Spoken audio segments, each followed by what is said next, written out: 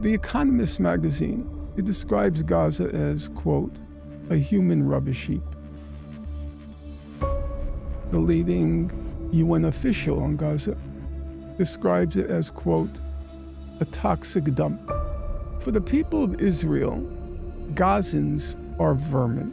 They're garbage. They're human refuse. You guys were the ones that insisted that we all have a perspective on October 7th. Then when we looked and we pierced that veil, we went, oh my goodness, how was I ever pro-Israel? And now you want us to shut up. There's a problem here.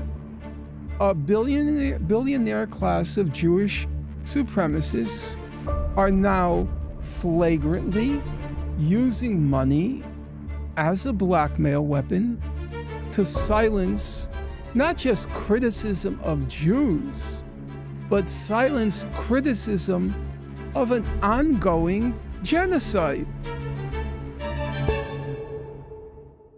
All right, you guys, I am super excited about this conversation. Where do I begin? I'll just begin with my personal experience. October 7th took place, and I remember immediately after there was sort of this peer pressure campaign to get everybody to make a statement about what had happened in Israel. And frankly, I was happy to make a statement about how tragic those events were, but I couldn't actually make a statement regarding why these events took place. I didn't know what had happened prior to that day. I didn't know the history of the modern state of Israel. And when I began what I would call an honest inquiry into the history of the modern state of Israel, I felt that I was basically in a pressure cooker. People that I thought were my friends were telling me not to pursue this route. I didn't comprehend what they meant when they said not to pursue this route. They were calling me names, saying that I was flirting with anti-Semitism by wanting to read books and speak to people that were on the opposite side of that issue. And I got into a lot of trouble, and I mean a lot of trouble, from people that I thought were my friends when I hosted the person who is now sitting across from me, Norm Finkelstein, on my previous show.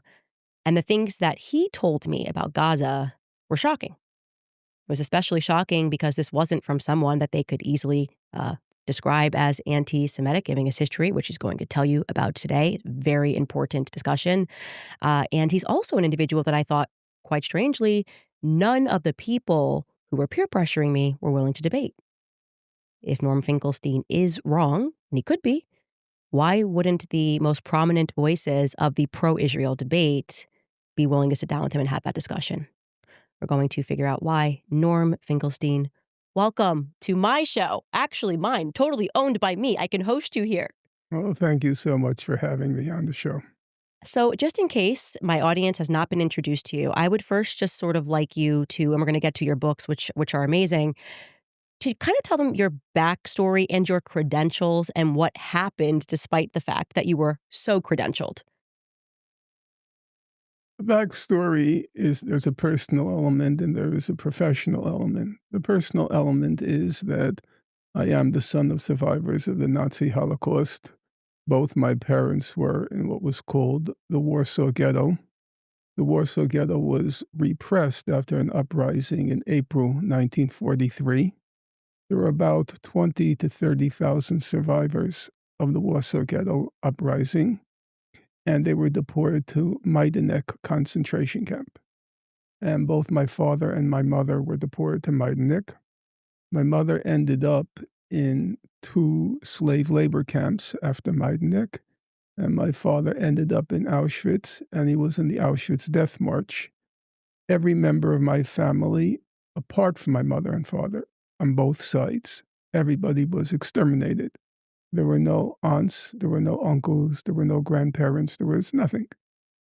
And my parents were, for reasons not worth going into now, they were decidedly on the left politically.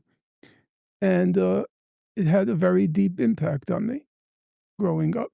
And in a way, even though I grew up in a lower middle class Jewish neighborhood, I never quite fit in because of my family background and a totally different mindset, I think, okay, partially different mindset than my peers because of my parents' experience. In June 1982, we're fast forwarding, June 1982, Israel invaded Lebanon, and I got involved in the Israel-Palestine conflict. In my youth, it was mostly the war in Vietnam, the civil rights movement. In 1982, it became Israel-Palestine. I ended up writing my doctoral dissertation at Princeton University on the theory of Zionism. And then in 1984, there was a kind of big national bestseller called From Time Immemorial, which claimed to reveal new aspects of the Israel-Palestine conflict that proved Israel was in the right and the Palestinians were in the wrong. I was still a graduate student at the time, and I demonstrated that this book, which had the endorsement of the who's who of the Jewish intellectual community back then, people like Barbara Tuchman, who you wouldn't know, Saul Bellow, the novelist, they all endorsed the book. And I am widely credited with the one exposing that it was a hoax. And from there on in, I would say, after having demonstrated that this kind of humble graduate student proving that all the luminaries were either promoting a threadbare hoax. Um, from there on in, I would say I encountered difficulties in my professional life. Amazing. Um, so despite and you did achieve your PhD. Yes. Despite this, wasn't there sort of some fracas that happened where they didn't allow you back, or what happened at sort of the end of your career, Well, academic career? right. I would say, speaking frankly, and believe me, at my age, I have no interest whatsoever in invoking pity. It's water under the bridge. I never had an academic career. I was in academia, it's called being an adjunct. And an adjunct basically means you're hired from semester to semester. It's the equivalent of, literally, the equivalent of a substitute teacher in a public school system, except a substitute teacher is paid significantly more than an adjunct. And I was never able to get beyond the adjunct status, except one brief period at DePaul University in Chicago, where by uh, a concatenation of events, I managed to get on a tenure track job. But when the moment of truth came, I was denied tenure. And after that, because it was a kind of national story, when I was denied tenure, because Professor Alan Dershowitz of Harvard University Law School made a determined public attempt to stop me. There was a big editorial in the Wall Street Journal by him. He made a very public attempt to stop me. After that, that was 2008, 2007. After that, I was completely unemployed, not even adjunct. After that, actually, I know this will come as it will seem kind of unbelievable. I literally couldn't volunteer to teach. It's There were amazing. places where, in high schools, a charter school, for example, in East Harlem, where the father of the principal was a friend of mine. And his daughter, the principal, who was really wonderful, and she ran a tight ship. That was a darn good school. You could see just walking through the hallways. Um, I said, I'll volunteer. No, no. So at that point, after the DePaul incident, I was completely blacklisted, but I never got started. The plane never left the tarmac. Well, I do wanna stress here, as I have been stressing on my Mhm. show, that, these schools are Soviet indoctrination camps. I implore people to read Thomas Sowell's book about inside the American education system. And what he is saying fits perfectly into there. The point is to indoctrinate your children. And if you do not have a doctor, so to speak, that is willing to go into the classrooms and do that indoctrination, Mhm. they won't let them in. And this is absolutely proof of that.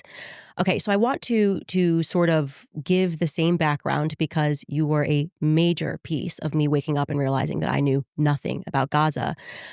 Could you just unpack for people who are perhaps hearing this for the first time? I think a lot of people we've seen Israel's support has virtually collapsed, but and that's because of the behavior that's going on with the censorship has become so extreme in America. But let's actually give these people a background education like you gave me when you came on Mhm. my show of what actually Gaza is, what is the history there, what happened to these people in 1948. Obviously, within the limits of an interview, it's very hard to go through that history with any kind of, uh Well, you have a book for it, so I am gonna be a shameless promoter of this because we're gonna give you the spark notes here, but Gaza: An Inquest into Its Martyrdom is the title of the book that will be relevant for this. But here we're gonna give you some spark notes. Mhm. Basically, if I were to try to summarize it for the purposes of this conversation, I believe the place to begin is 1948. The State of Israel is created. In the course of its creation, about 90% of the indigenous Palestinian population of Israel was expelled, about 750,000 people. Of those 750,000, about 300,000 were expelled to Gaza. And that's when Gaza kind of became Gaza. It was right now of the population of Gaza, about 80% are refugees from the 1948 war or descendants of those refugees. Under international law, a descendant of a refugee is still counted as a refugee. So it's 80% a refugee population. And it's also about 50% a child population. Now, um, from the moment Gaza came under um, Egyptian administration, after the 1948 war, Gaza comes under Egyptian administration. It's a very interesting fact when you start going through the history. There are all these outside observers who go into Gaza, either to work there, like under the auspices of the UN, or just to see the situation. And one of the things that struck me was each time somebody goes to Gaza, they, they describe Gaza as a huge concentration camp. Now, this is still under Egyptian rule. So ELM Burns, the main UN official in Gaza, he writes a book Between Arab and Jew. How does he describe Gaza? He describes it as a huge concentration camp. In 1967, during the June 1967 war, Gaza comes under Israeli control. In July 1967, the father of Al Gore, the presidential candidate, his father was also a senator. So Al Gore, or Senator Gore, meaning the father, he goes to Gaza. He comes back and he testifies before the U.S. Congress. How does he describe Gaza? He says Gaza is, quote, a huge concentration camp on the sand, if you will. You now fast forward to 2002. One of Israel's leading sociologists, his name was Baruch Kimmerling, he writes a little book. The little book is called Politicide. How does he describe Gaza? He describes Gaza as, quote, the biggest concentration camp ever. 2004, the head of Israel's National Security Council. His name is Giora Eiland. He's still around. He's active now behind the scenes in the Netanyahu government. How does he describe Gaza? He describes Gaza as a huge concentration camp. Now, bear in mind, this is before Israel imposed the blockade of Gaza. It was already a horror show. It's been a horror show since 1948. In 2006, Israel imposes a blockade on Gaza. It decides what goes in It decides what goes out. It decides who goes in. It decides who goes out. They put Gaza on what they call a humanitarian minimum diet. You know what that meant? It meant they calculated, literally, we're not talking about hyperbole now, poetry. They calculated the caloric diet of everyone living in Gaza, and they admitted just enough food to avoid scenes of starvation. That was 2006. We're not talking about after October 7th. They prohibited baby chicks from going into Gaza. They prohibited chocolate from going into Gaza. They prohibited potato chips from going into Gaza. They prohibited condiments from going into Gaza. No cinnamon allowed in Gaza. Why? They wanted to create such intolerable conditions that the population of Gaza would overthrow the government that they elected. So that was Gaza. Now, you come to 2006, October 6th, okay? You come to 2006.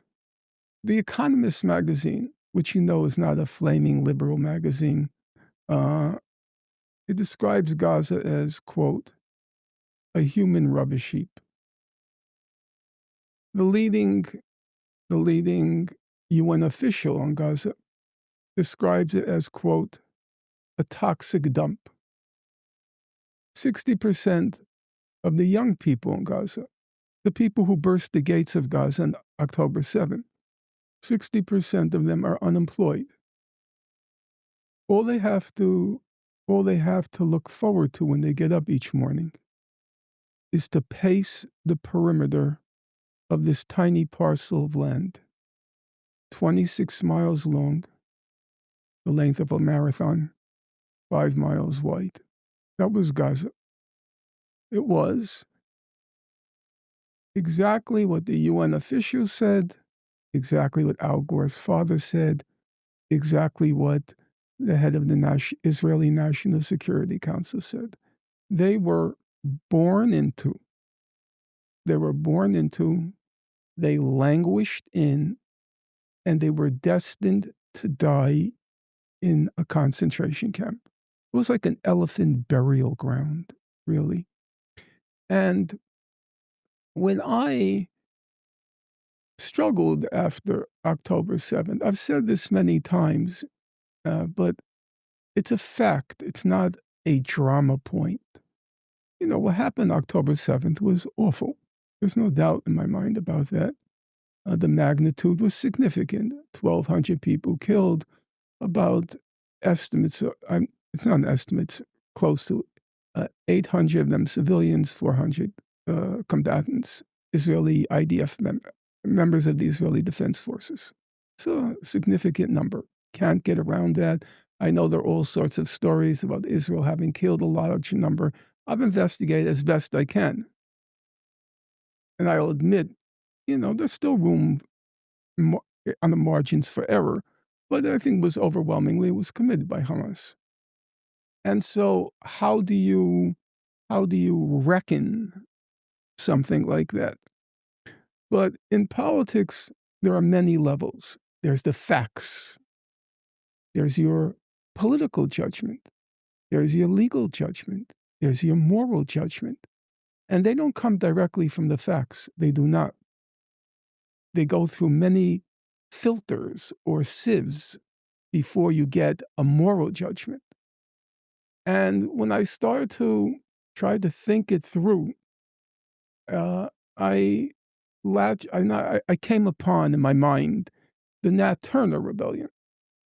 So, for those of your listeners who are unaware, it was the largest slave revolt in American history.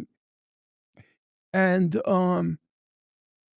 Nat Turner, he gave the order. All the historians agree on this. There isn't a huge literature on Nat Turner, but there is a literature. They all agree on one point. He gave the order, which he never denied. He did a famous confession. We don't know how much of the confession is actually him and how much is the person who's writing it. But this part seemed real. The order was kill all white people. Kill all white people. And that's what they proceeded to do. They went on what you might call a 48-hour rampage, less than 48 hours actually, and hacked men, women, babies. It was brutal. It was brutal. But then something struck me. One historian, his name is Stephen Oakes, and he's trying to understand Nat Turner's motivation. Why did he do it? And he said, Nat Turner was a very smart guy. There's no question about that. The person who took down his confession, he said, he was white. He said, white or black, everybody agreed. Nat Turner was a very smart guy. And then he said, the historian now, he said, there was this huge gulf for Nat Turner, very smart guy, between what he aspired to be in life and what he was destined to be because he was a slave. That huge gulf. He knew he was smart. And yet he also knew, as the historian Stephen Oakes put it, that this is only earthly existence he was born into, languish in, and would die a slave. And that was the people, the young people in Gaza. They knew. You see, now Gaza's in the news. But by October 6, 2023, Gaza had vanished from the news. I have made the point, because I do believe it's relevant. I had spent about 15 years just chronicling the details of what's happening in Gaza. I began roughly in the early 2000s. And by 2020, I gave up. That's a fact. And it was not a fact I was proud of, because I was writing books. They were getting more and more detailed. I mean, so micro detail. And nobody was reading them. The last book I wrote was called I Accuse. My publisher, not happily, informed me it sold 370 copies. Of those 370, I purchased half of them. No, it's a fact, because it was about a case related to Gaza in the International Criminal Court.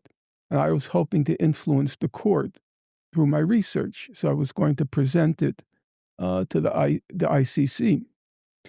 But by 2020, I said, Norm, you have only one life to live.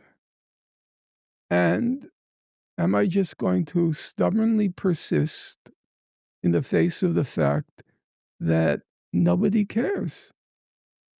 And that was the situation in Gaza. Gaza had vanished from the political scene.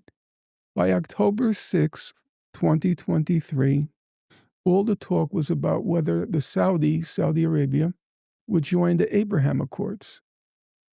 Nobody was talking about Gaza anymore. Mm. And so the people of Gaza basically did what Nat Turner did. Now, here's the thing.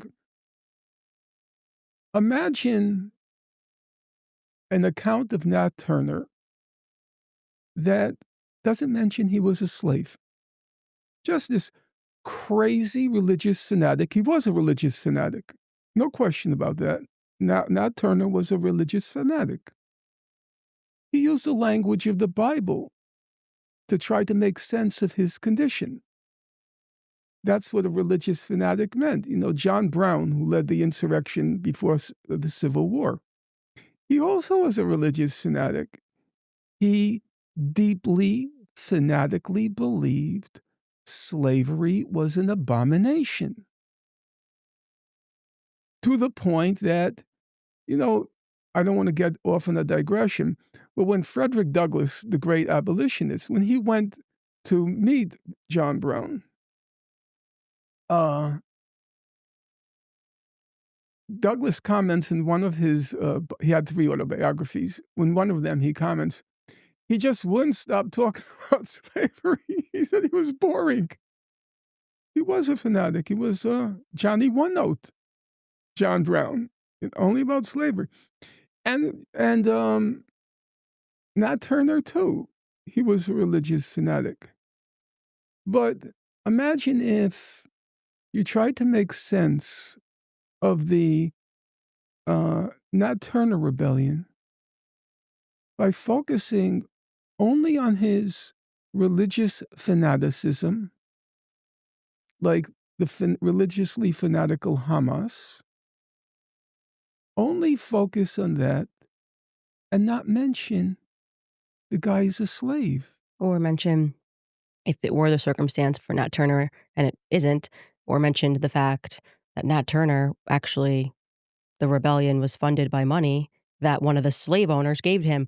That would be something that would be important if there was the Bibi Netanyahu circumstance there, Mhm. or that, the slave owners received multiple warnings and for some reason just decided to ignore the fact that this rebellion was brewing.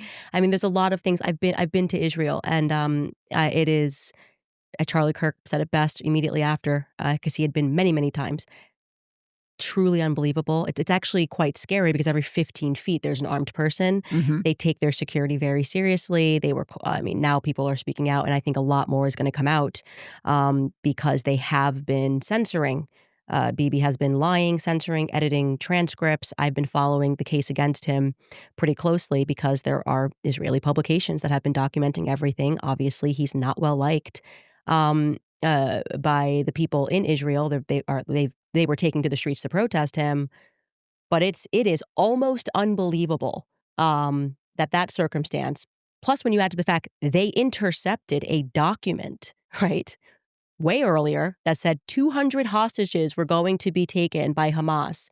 It's almost unbelievable that they ignored everything, plus Egypt warning them that something was happening on the border.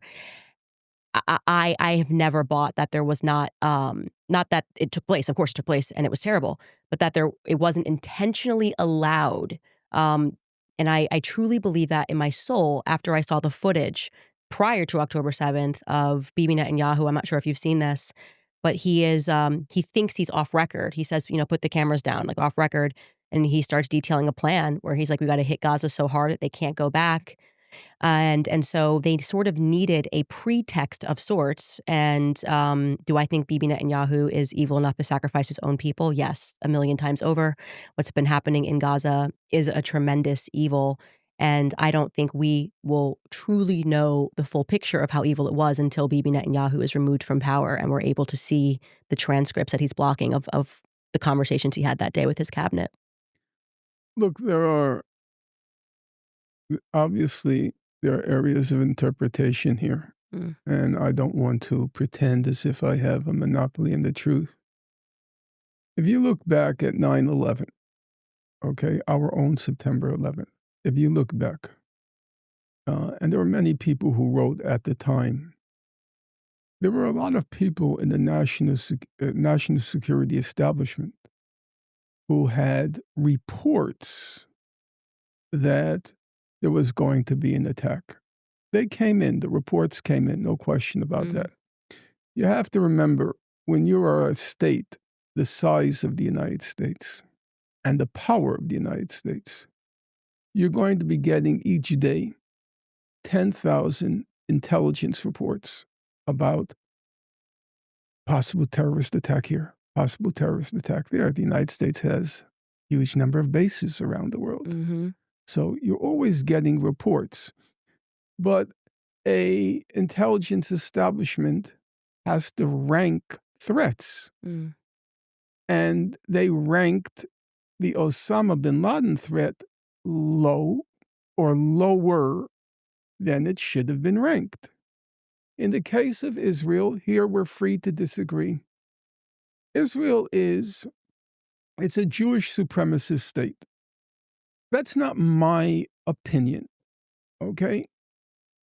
So the head of Israel's main human rights organization, it's called B'Tselem, B'Tselem. And the head of Israel's human rights, B'Tselem, this is a few years ago, it's a guy named Haggai Elad. Very decent guy. I've never met him. I'm not sure if he ever wanted to meet me. But decent guy. He was a Harvard-trained PhD in physics. Serious fellow. Okay? And he put out a little report, or he was the executive director when B'Tselem put out a report. It was probably 10, 15 years ago now. 10. My memory's bad for time now. And he said, here are the basic facts. There's one state from the Mediterranean to the Jordan. There's no Israel and occupied territories. There's just one state. And he said that state, its foundation is Jewish supremacy. There are different levels of Jewish supremacy. It's different for the situation of Arabs, Palestinians living in Israel, Palestinians living in the West Bank, Palestinians living in Gaza, and Palestinian refugees. It's different levels. But the foundation is it's a Jewish supremacist state. Now, why do I mention it? Because for the people of Israel, Gazans are vermin. They're garbage. They're human refuse. And so when you're getting intelligence reports from Gaza that they're going to launch an operation, the Israeli intelligence establishment, this thing, what are you talking about? They're going to outsmart us. They are going to trick us with our surveillance, with our technology, with our IDF. This vermin is going to be able to pull this off. So I think they did the same thing as our Bush administration did with Osama bin Laden. They put it on a low priority. They were shocked that Hamas was able, after October 7th, they were shocked that Hamas was able to pull it off. Dave Smith, who's a I good want friend just- of mine, believes, I said want has just your one- perspective. He does one- have your perspective. One last point on this, because, and I want to hear you out. You said Israelis hate Netanyahu. I don't think that's true at all. Netanyahu is the longest sitting prime minister in Israeli history. If you follow it, as I do, and you're not obliged to, that's not your niche. Every few years, they report, Netanyahu's going. Netanyahu's going. Netanyahu's out. Netanyahu's finished. No, he's not. And do you know why? Because he's an obnoxious, narcissistic Jewish supremacist. And that's Israeli society. Obnoxious, narcissistic Jewish supremacist. When they see him, they see themselves. So there may be quarrels on this policy issue and that policy issue, but at the end of the day, they keep voting for him. And they vote for him because Netanyahu is not just the face of, he's the reality of Israeli society. Yeah. When they try so hard, the people who are critical of Israel, people like Bernie Sanders, who's been not bad in recent years, he has his limits, but he's been okay. He always tries to a laser beam Netanyahu. That's not true. The problem is not Netanyahu. The problem is the whole of Israeli society. If you look at the polls, half of Israeli Jews believe Israel should commit a genocide in Gaza. Wow. That's what the polls show. About 70 to 75% in polls say there are no innocents in Gaza. No innocents. There's nothing but children. Yeah. No innocents in Gaza, half of the population being Jewish. The former Israeli, or the current Israeli opposition leader, he said that the IDF, the Israeli Defense Forces, they kill children as a hobby. As a hobby. Yeah, It I've was, seen some videos of, yeah, like, how it's, proud they are when they kill a child, and it's really dark, but also I will say you can see psychological conditioning, as in their viewpoints on the Palestinians, you can tell is being nurtured from the time that they're a child, and I I ran totally agree into with that. somebody who Look, left Israel, mhm, moved to Tennessee recently, and I ran into mhm. him, at a farmer's market, and he said, "I absolutely love you, and I want you to know that we learn this stuff from the time we are I totally children." agree with He that. said, and he left, and he said, "From the time we are children, we learn to hate." So he kind of broke a psychological barrier to get there, obviously, as an Israeli. But you are correct. I mean, and that's why psychology really is the name of the game. When you're talking about religious fanaticism or any other fanaticism, I want to say also, there is an element of psychology, and that is why in my capacity now, that's actually gotten a lot of trouble talking about the history of Sigmund Freud. But if you wanna really speak about what is happening with psychology, propaganda, PR, he's the father of all of that. And going back and tracing those roots, it's very scary. I mean, these were really deeply dark people, who were trying to cover up their own crimes, and that is the reality, without getting going off on a tangent here. But you are correct, and I think I would like to hear your perspective on how the tentacles of that Jewish supremacy have manifested, and you are actually, and I'm sure you wouldn't refer yourself as a victim, but I'm saying what happened to you in your life, the circumstances around what happened in your academic career, is actually reflected in the Jewish supremacist. These are the perspectives that you have to have if you're going to be welcome into these spaces that we control. How did that happen? Well, I would want to make the following points. Number one, the Jewish showing since October 7th, it's actually, I'm talking about broadly American Jewish showing, it's actually not been bad. I'm actually very surprised. So, for example, somebody sent me this, let's see, the most recent poll from the Washington Post. It found that 61% of American Jews say Israel has committed war crimes in Gaza. 40% say Israel has committed genocide there.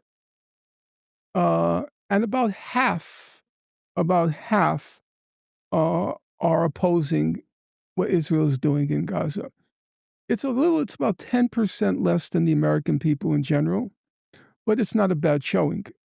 And we should recognize that. And I say it on my show all Yeah, the time. I say, when we are, it's important to recognize that. Not only that, because I grew up in Stamford, Connecticut, so I grew up in a very Jewish area, and I always remark these are not the Jewish people that you went to school with, right? We're talking I about totally these agree with hubs that. of power, DC, Totally agree. Hollywood, and so it sounds like when you're reading the news, every Jewish person must hold Yeah, this perspective, and totally. that is not Look, I reality. want to say, Candice, I'm grateful that you say that. Mm, I believe that's factually correct.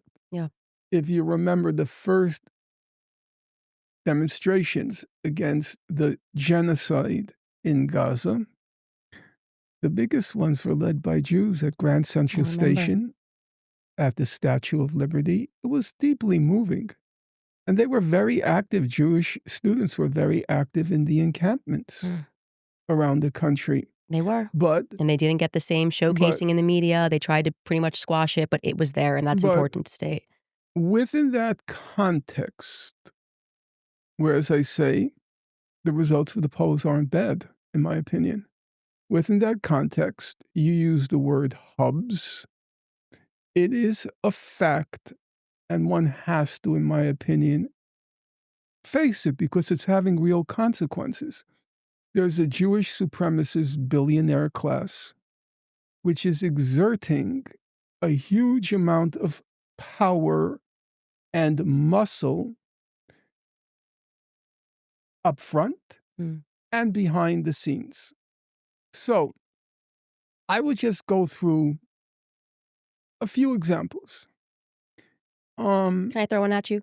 Barry Weiss becoming the president of Yes. CBS Yes, News, where I am telling you if that's she what you actually call sat an IQ test, yeah, that's what you she would would be call below average right, what I would intelligence. call that, and I'll get to that, Yeah. I would call that Jewish supremacist affirmative action. Correct. That's what Beyond it affirmative is. action. Yeah, it's She crazy. has no competence. She can't even hold a Yeah, conversation. You don't I even wanna know. listen to her. She is so lacking in gray matter that she couldn't pass the test to be on The View. How is she The not embarrassed to show up for work every day uh, knowing that that probably everybody knows everybody yeah, knows, the yes. majority of people that are probably everyone is smarter than her, Mhm. they've worked harder than her, they would be better in that position, and Totally everyone's looking at you yes, going, "This yes, is an affirmative action hire," yes. and I call this the children of B'nai B'rith, and people that are reading Uh-huh, the books that I'm reading, uh-huh. will learn a bit more about that, but it's so obvious, did a year at Tel Aviv University, she's in the club, so Well, to speak. she was in the club from a quite young Yeah, she age was born because into it. she led the campaign at Columbia University when she was an undergraduate to try to rid the faculty of professors critical of the state of Israel. She lost that battle, but now she's obviously I winning would many die of others. embarrassment if I showed up every Yeah, day and everyone knew that I did not belong there, yeah, but, like, daddy made a phone call sort of a feeling. yes. I've been speaking a lot about Riverbend Ranch because I absolutely love their steaks. I tell you guys that all the time. Black Angus beef is famous for its great flavor, but Riverbend Ranch has taken that to a whole new level.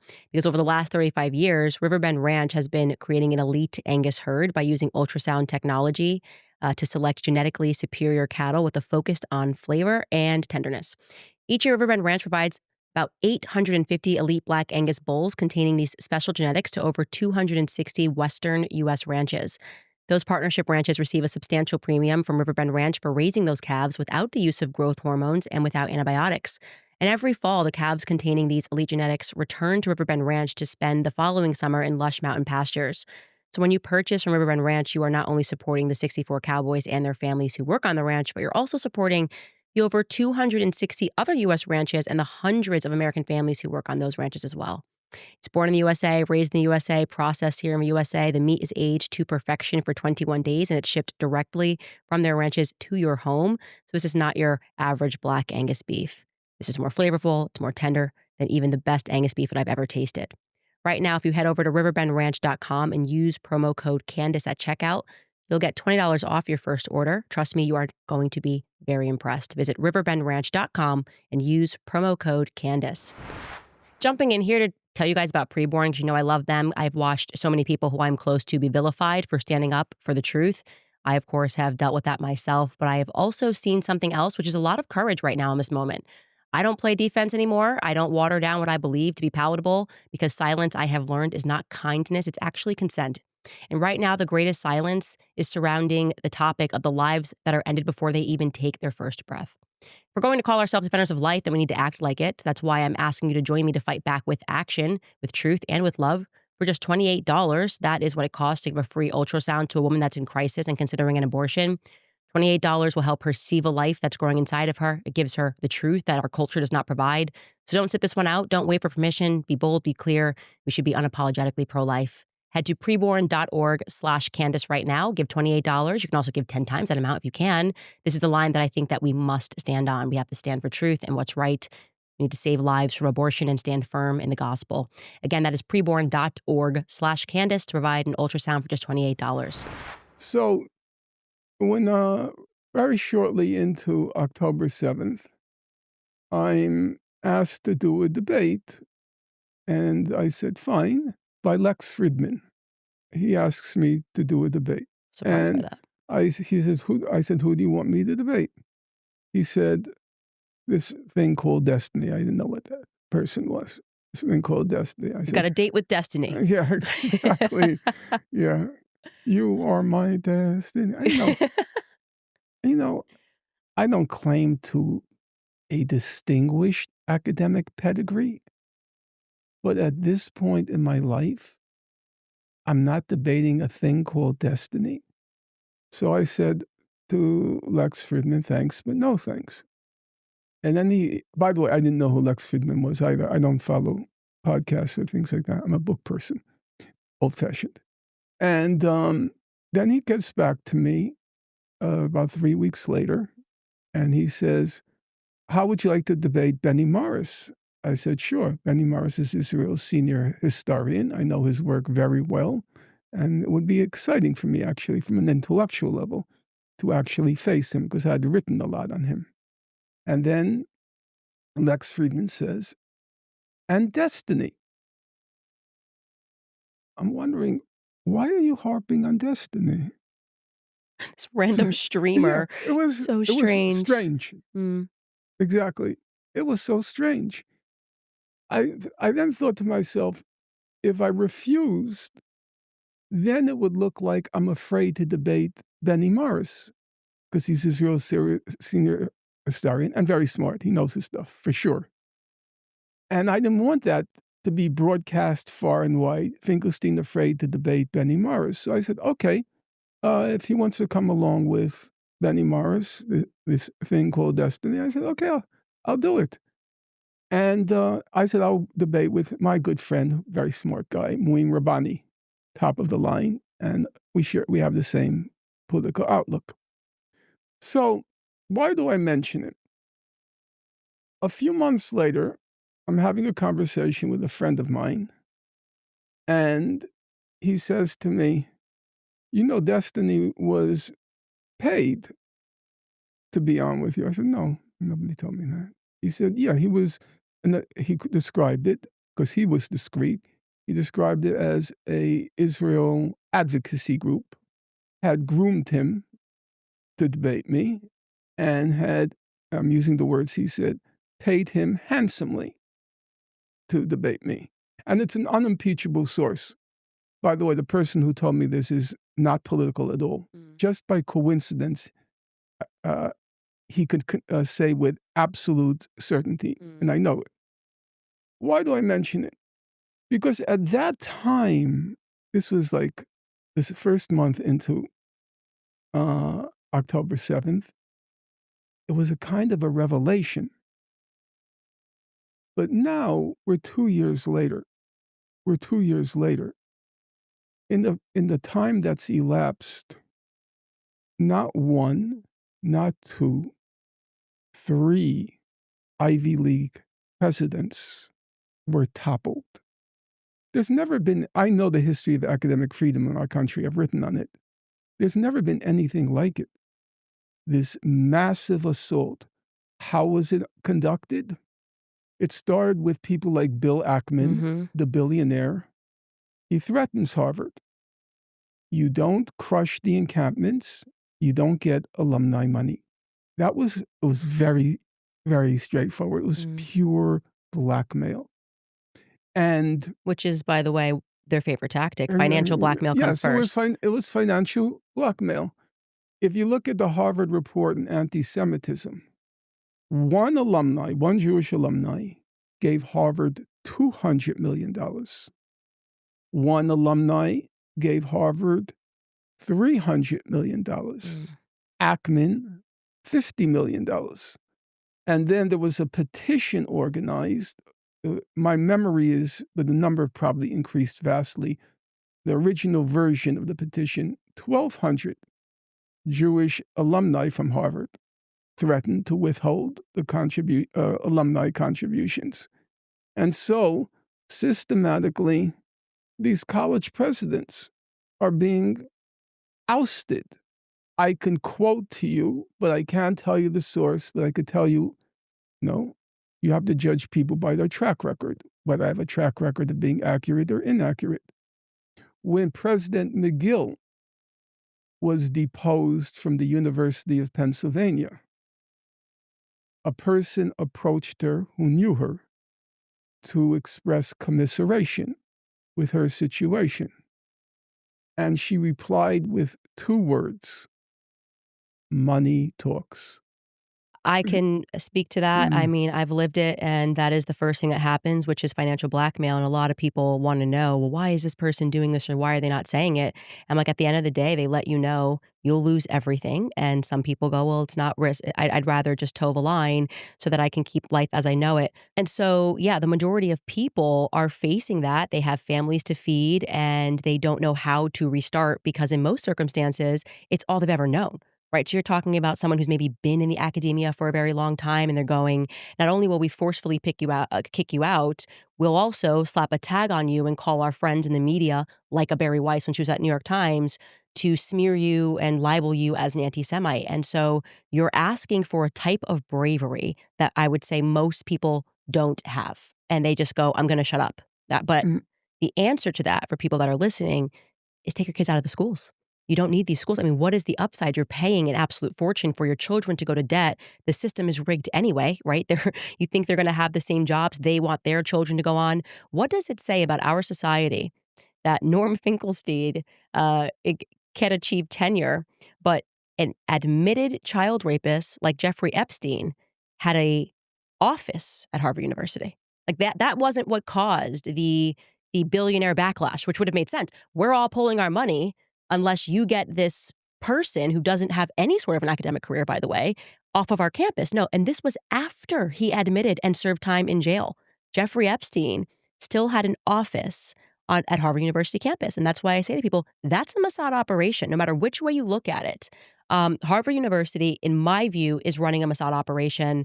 But again, don't want to get lost on another tangent. You are absolutely correct that that is a stunning example of how the mechanics are when we're speaking mhm. about their system of financial blackmail. There are many aspects to it, and a lot of it has come out in recent months, the paying people of $7,000 for each post in support of Israel. Life-changing money Uh, for uh, most uh, influencers. Imagine that. You can yes, tweet 10 times a day and I have $70,000. that's And I know for a fact, that you're saying you can't speak to your source. mhm, I know for a fact, because I know someone who took the money, mhm, and they wouldn't tell me what billionaire it was, but I can tell you around May of this year, mhm, whenever I termed it Operation Mocking Pastor was happening, mhm. where every pastor, it seemed, jumped on stage one Sunday and said, "Don't follow Candace Owens and Tucker Carlson," a very weird sermon to preach all on the same day. It was right after and Ted Cruz and Tucker Carlson had debated.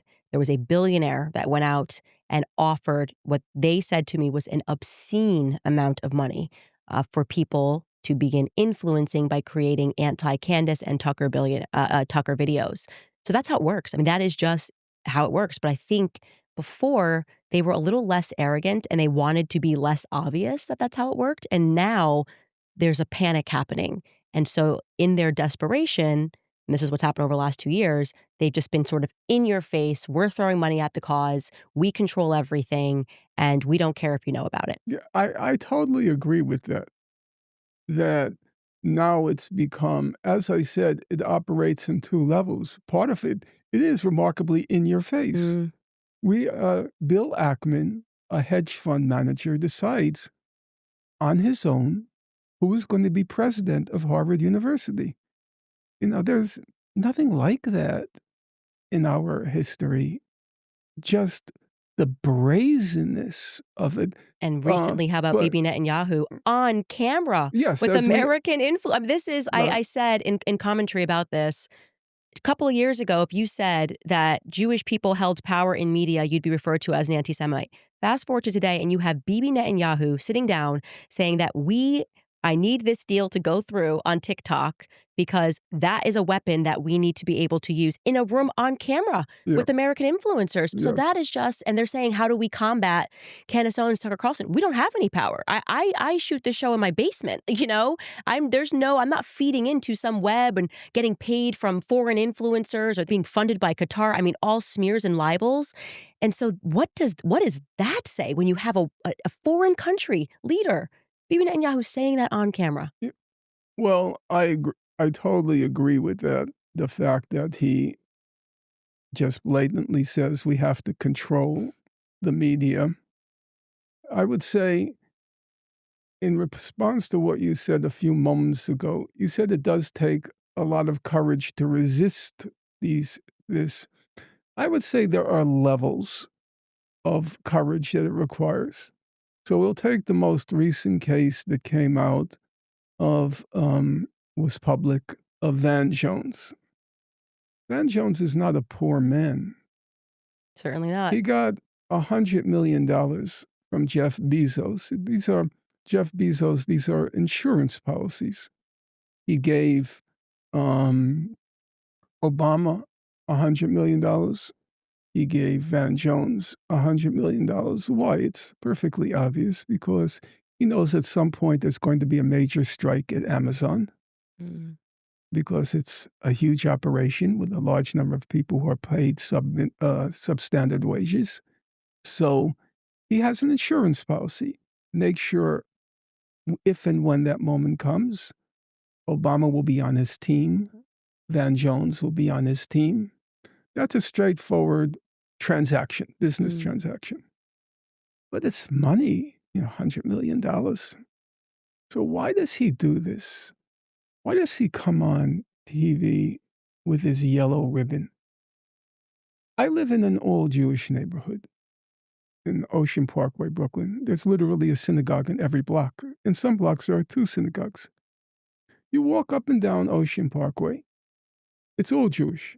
I don't see anyone wearing a yellow ribbon. No, I know. I don't see anyone wearing a yellow Mm. ribbon. Why is Van Jones advertising the flag? He's just advertising, I'm a slave. Yeah. That's what he's They saying. used to brand slaves. And he's just a slave. Mm.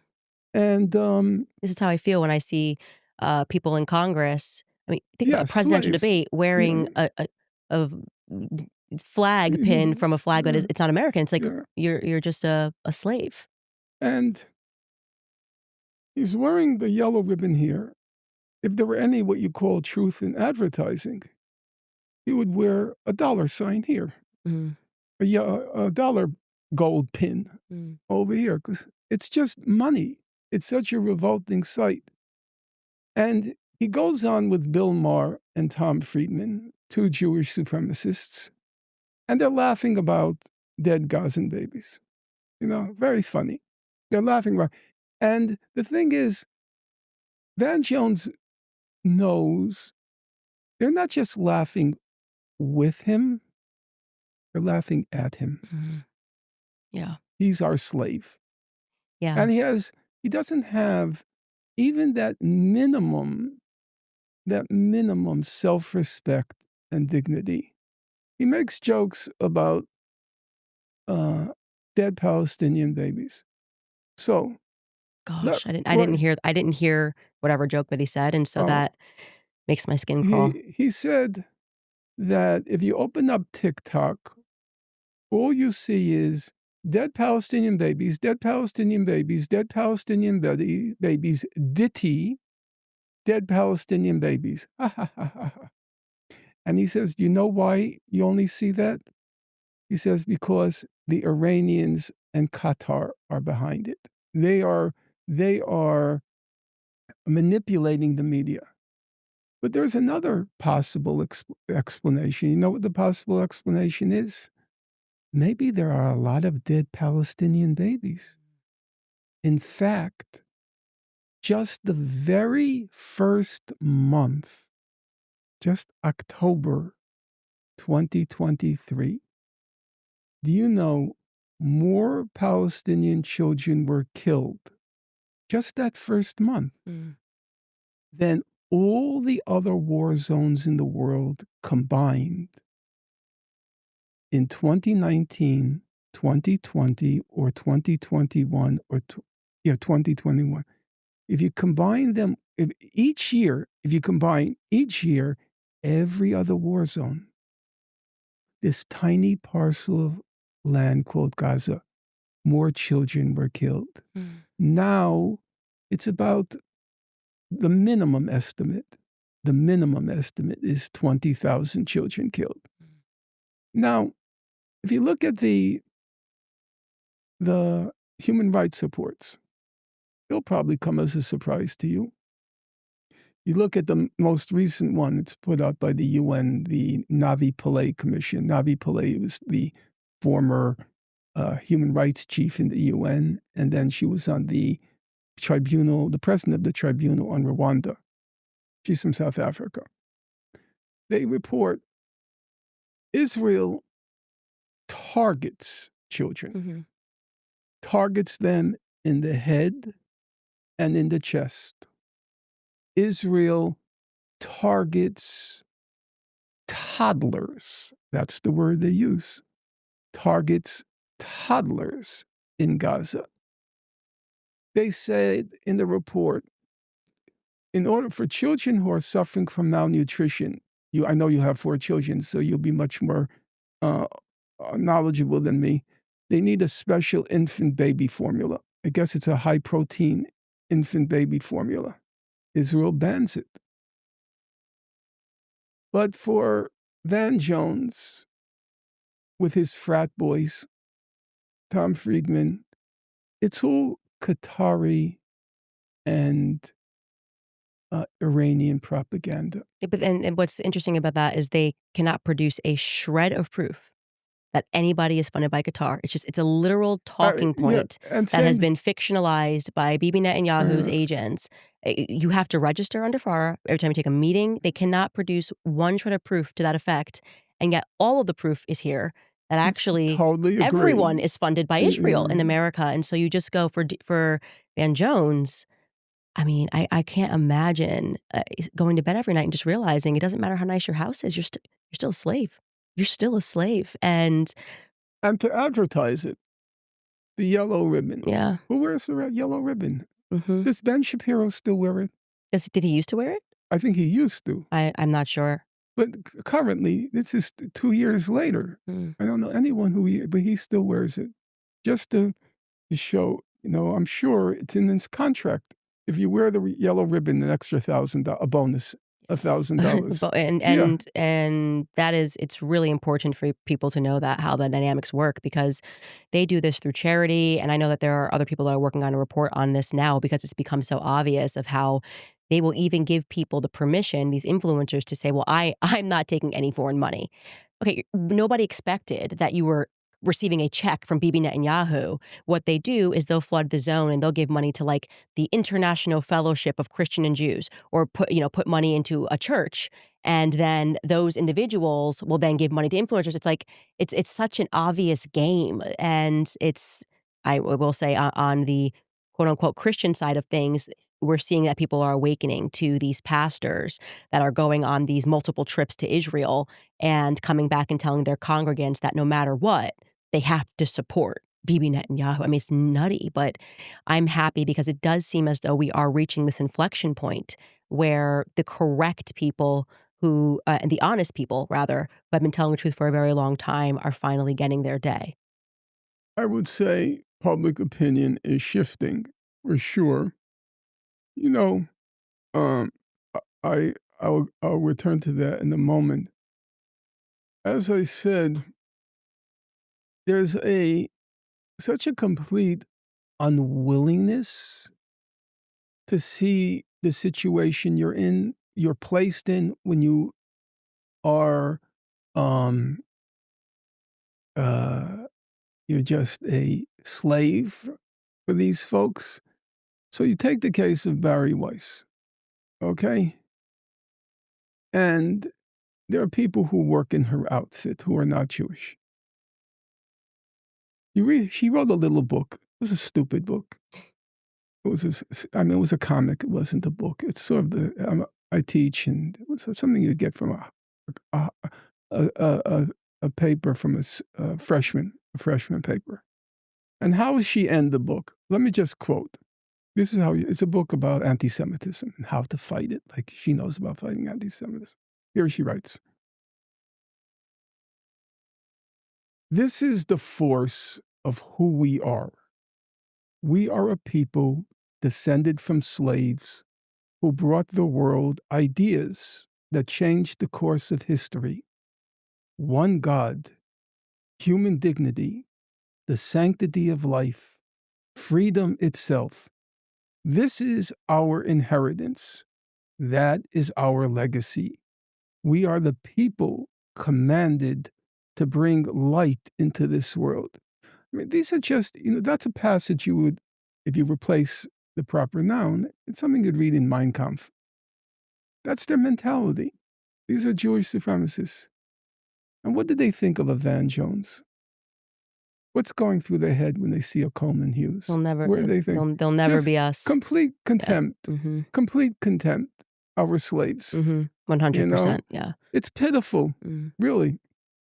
Um, And they could ruin those people in 4 seconds. Like, it's like, you are literally our property, and I sensed that because I do wanna add this one element, like, before October 7th, there were tons of people who were on the quote unquote pro-Israel side like me, meaning never cared to look at the issue. Sounds okay, basic. I'm not going to speak about this issue because I don't really know about it, and it's not relevant to speak about. Like I really entered in the scene of politics really intent on sort of waking up Black America to other layers of slavery, like what we learn in the classroom, and constantly thinking that we have to marry ourselves to one party, and now I'm kind of through both and being like, actually, both sides are really bad. But yeah, so it's very. I do want people to be forgiving and know that some people genuinely just don't know. But now we're not there. We're not at that point anymore. People don't know. They I agree very with much that. know, and they are making a conscious decision that the cash means more to them than the truth. That they are willing to allow children to be murdered and killed every day, plucked off in And Gaza, joke about and to it. tell jokes about it, and to spread lies about the condition that is happening. When you see, if you do not have a spiritual reaction to seeing those children that are starving every day. They will always pluck the one example of this guy wasn't actually starving, and so therefore nobody's starving. And it is so plainly obvious that that is untrue. Again, before October 7th, that would have been untrue. That you just wonder if these, like, I just don't know how they do it. I genuinely don't know how they do it because I would rather lose everything, as I've proven, take it all, than to speak something that is untrue because I know that my soul will pay a consequence for that. As I said, 40% of American Jews are convinced Israel is committing genocide, Yeah. but Coleman Hughes doesn't see it. Mm. Van Jones doesn't see it. Uh, there is a British proverb, there are none so blind as those who will not see. And if you know the Bob Dylan song from my generation, Blow in the Wind, how many times can a man turn his head and pretend that he just doesn't see? Well, if the if the remuneration is enough, many times. Mm. Well, I think that's also, and I know that you don't engage much on social media, and you also don't even have a cell phone, but I released this week, I sort of waited for everybody to lie, which they did, of course, they love lying, about Charlie Kirk and what he was going through in the end, and I released the text message chain 48 hours before he died, where he said, "They've left me no choice but to abandon the pro-Israel cause."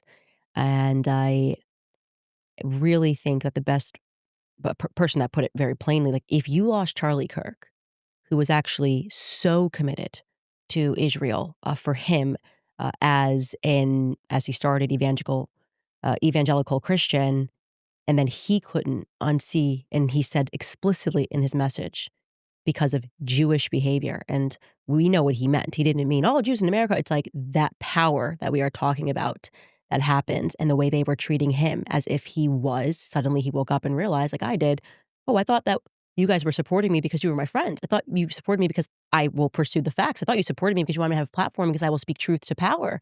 And then when you turned around and realized, "Well, wow, I was just a slave to you. You view me as something other."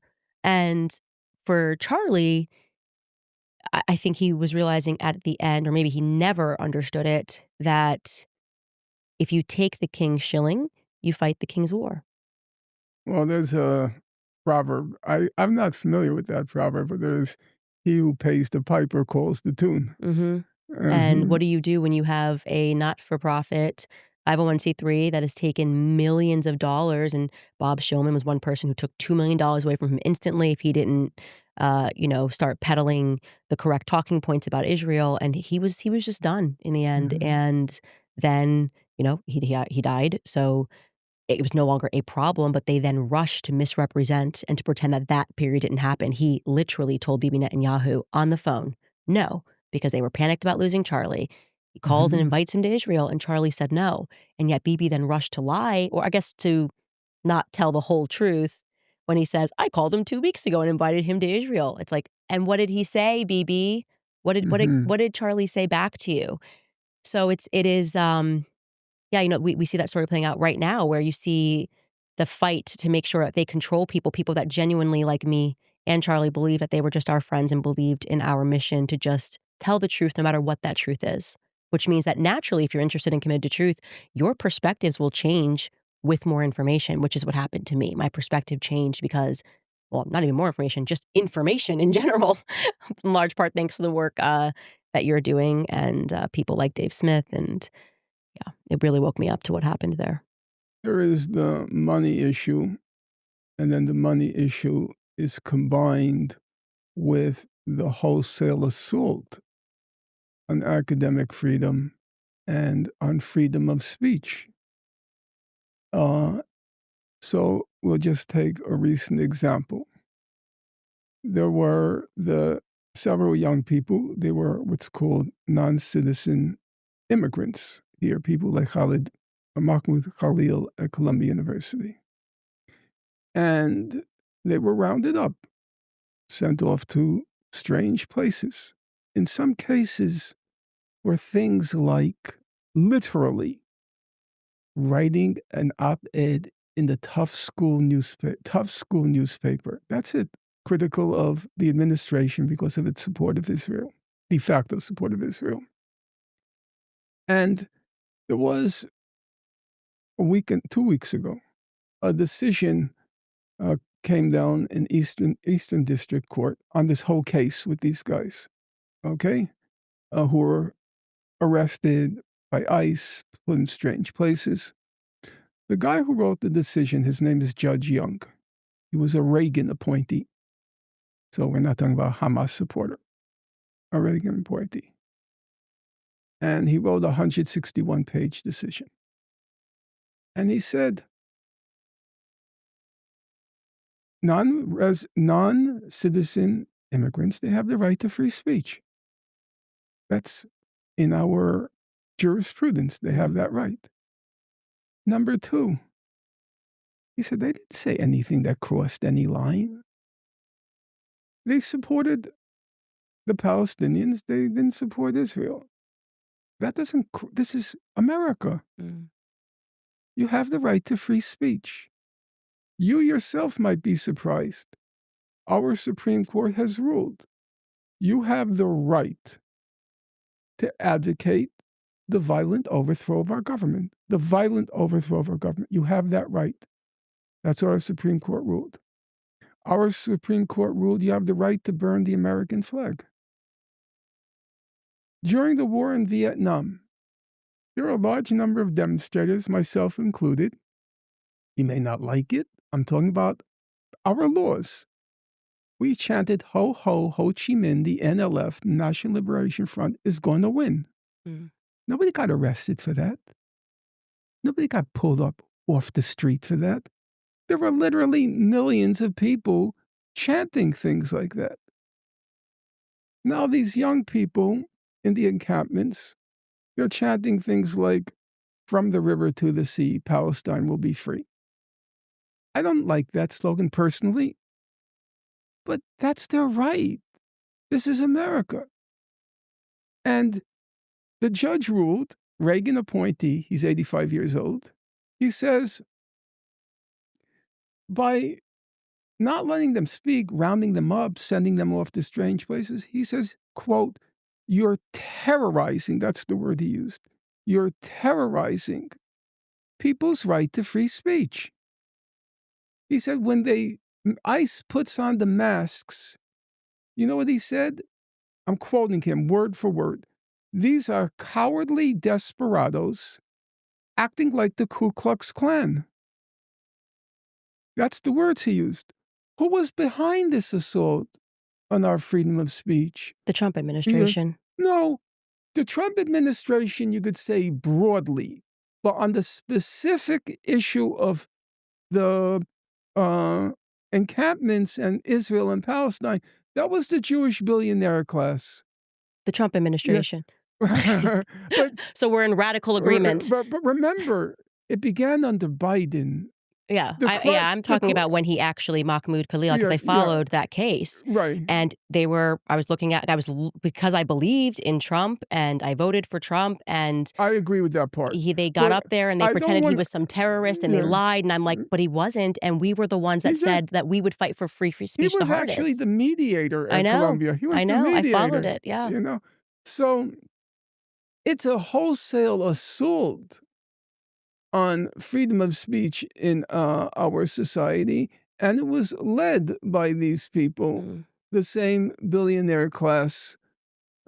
That cut checks, and this is the problem when you Well, take the money, which when I say you yeah, fight the king's I wars. to I How totally did Trump get into office? Who cut him the checks? Like, who cut him a $100 million check? Miriam Adelson.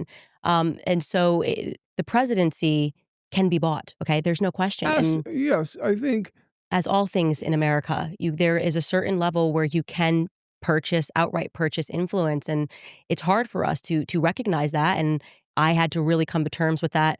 This has been hard for me as someone who has been a vocal supporter of Trump, truly believed that he sort of beat the billionaire class to get into office, to see him so radically in this term specifically shift mm, on his perspectives of speech. I actually feel watching him pains me to see this administration play Twister to explain, while we're free speech, but this is different. These are Hamas supporters, all of these psychological games. And you're not instantly a Hamas supporter if you have questions about what's going on over there. And by the way, they also gaslight us totally where they're agree. like, then they get to you're obsessed with us. It's like, no, you guys were the ones that Totally agree. insisted that we all have a perspective on October 7th. And so when some of us actually said, okay, well, let me get educated, because maybe let me roll my sleeves up and be radically pro-Israel. Then when we looked and we pierced that veil, we went, oh my goodness, how was I ever pro-Israel? And now you want us to shut up. Now you want our influence gone. Now you want to smear us as anti-Semites and Hamas supporters. And it And really is telling. well, there are two aspects. Number one, this is America. Mm, You're allowed to be a Hamas supporter. That's our freedom. I am not a flag waver, but facts are facts. That's what was determined by our Supreme Court. And secondly, they're not. I mean, right. you're correct. They're Hmm. not. They're If not, and you, even if they I were, know yeah. exactly. They're not, and And even even if if they they were. were, that was what the judge said. Hmm. The judge said, I disagree with a lot of Mm, the things these people say, but mm. that's their right. And I just also want to And say this to just kind of get this off of my chest, mm, because this is what mm, deeply troubles me the most, going back to mm. your slave analogy, which is actually not an analogy. What it feels like to me when these, and now I recognize Jewish supremacists, supported me and platformed me when I was attacking BLM. Because I recognized this altogether Marxist strand, and I was saying, and I stood up to my own people, right? My own people, and said, let me tell you why this is not going to work out. Let me tell you granddad's lessons. I wrote an entire book. You're amazing, Candace. Let me get you this platform, that platform, fly you here. And then when I was like, oh yeah, and I know this is going to be hard for you, but you guys are now going to have to stand up to the Jew. Get out of here. Get out of here. You are gone. You are Yeah. banned from God, Australia for yeah. speech. I mean, think about this. This is crazy. And I'm going, so what was I to Yeah. you, actually? Well, I was never, there was a difference here. You didn't agree with me principally on the BLM stuff. You didn't, because if the principles held, if you said, I believe in free speech, and you have to sometimes stand up in your own identity box and say something is wrong, they didn't agree with me principally. That troubles me. yeah, it should trouble you. That's what happened to Glenn Lowry. I'll just tell you an anecdote. Let's call it a October 7th and thereafter anecdote. So I wrote a book having nothing to do with Israel Palestine. It was on cancel culture. This book, okay. And I was very critical of the cancel culture, the woke phenomenon. I didn't, uh, I didn't agree with it. I strongly disagreed with it. So Glenn Lowry has me on, okay. Now remember, I said I had given up on Gaza. And one of the things I did after I had given up on Gaza was write this book on cancel culture. Totally different subject. So Glenn Lowry has me on. Truth be told, I didn't want to talk about Gaza. I didn't want to talk about Israel-Palestine. I had left it behind. I'm speaking factually, not proudly. I had left it behind. So Glenn Lowry says, he begins the show. It's on the YouTube. You could see it.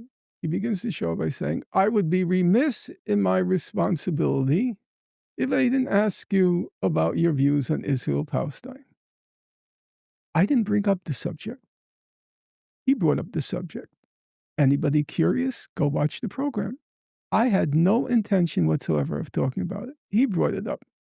So he asked me my opinions. I expressed them. And then we went on to talk about the book. Okay? Next week, he does a program. Doesn't tell me anything. He and John McWhorter, they devote about 20 or 30 minutes. I didn't watch the whole thing. It was kind of too painful. Not because of what they said about me, but the smarminess, the fact that they didn't alert me to what they were going to do. You know, the African-American spiritual scandalized my name. I gave my brother my right hand, and as soon as ever my back was turned, he scandalized my name. That's how I feel. Do you call that a brother? No, no. Behind my back, they start to psychoanalyze me, John McWhorter. I mean, he knew me for the length and breadth of the program. And what happens? After October 7th, Glenn Lowry gets pressure. You have to talk about what's happening here. And he has on Omer Bartov, who's a senior scholar, says Israel is committing genocide. What happens? The Manhattan Institute pulls the plug. Wow. You didn't know that? Mm-mm. Oh, I'm surprised he didn't have you on. Yeah, they pulled the plug. Lost all the money.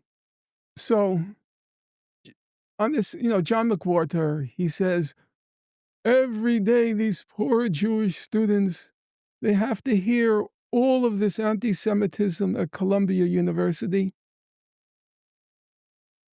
So, just as a factual matter, all this anti-Semitism, first of all, legally, even if they were being anti-Semitic, Right. they have the right. But is there any truth to it? So the most substantial report on the subject came out from Harvard, 314 pages, alleging anti-Semitism. I read the report.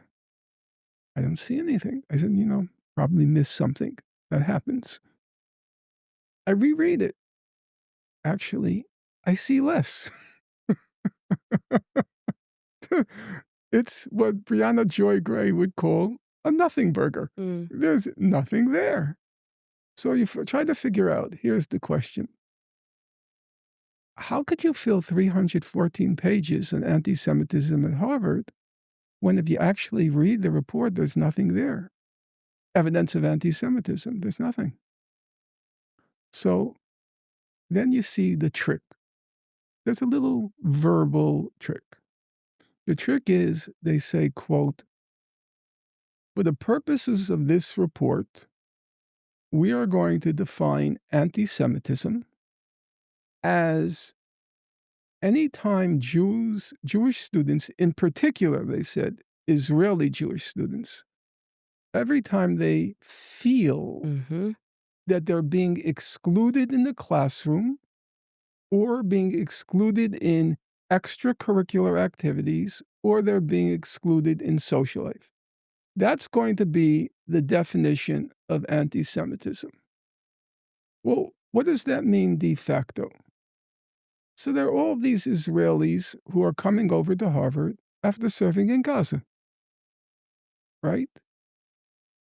And you're commanded now by Harvard in the name of what they call inclusiveness and pluralism. You have to pal around with them. And if you don't pal around with them, you're an anti-Semite. That's literally, I am not exaggerating a jot. If you don't want to be friends with murderers. Exactly. You're an anti-Semite. If you don't Well, want, if that's the new right, definition, if you don't want to maybe I've been an anti-Semite my whole life. right, I if you get what don't they're want to, saying. if you don't want to hang around with child killers, Yeah.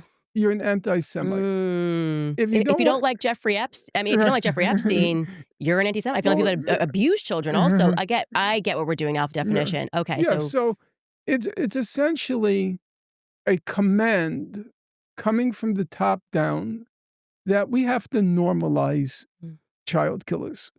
We have to say, okay, Candace is, when she applied to Harvard, she had worked in a food kitchen, and she put that in her personal statement.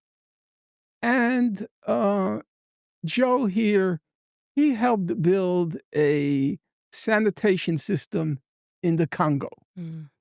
And then there is Yaakov. Yaakov killed children in Gaza. No, really. Mm. And we're supposed to treat all three as the same in the name of inclusiveness and pluralism. Now, that to me is a dictionary definition of insanity. Mm. I had a long exchange with a person I count as a friend. I like him very much, Cornel West. It was a public exchange. And another woman who I absolutely like, her name is Nadine Strassen, the former executive director of the ACLU. And we got into, there was no animus, hostility, but it was intense.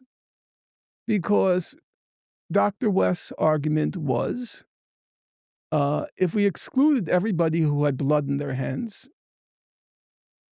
or who propagated ideas that caused blood to be on your hands, he said that would exclude a large part of the Harvard faculty.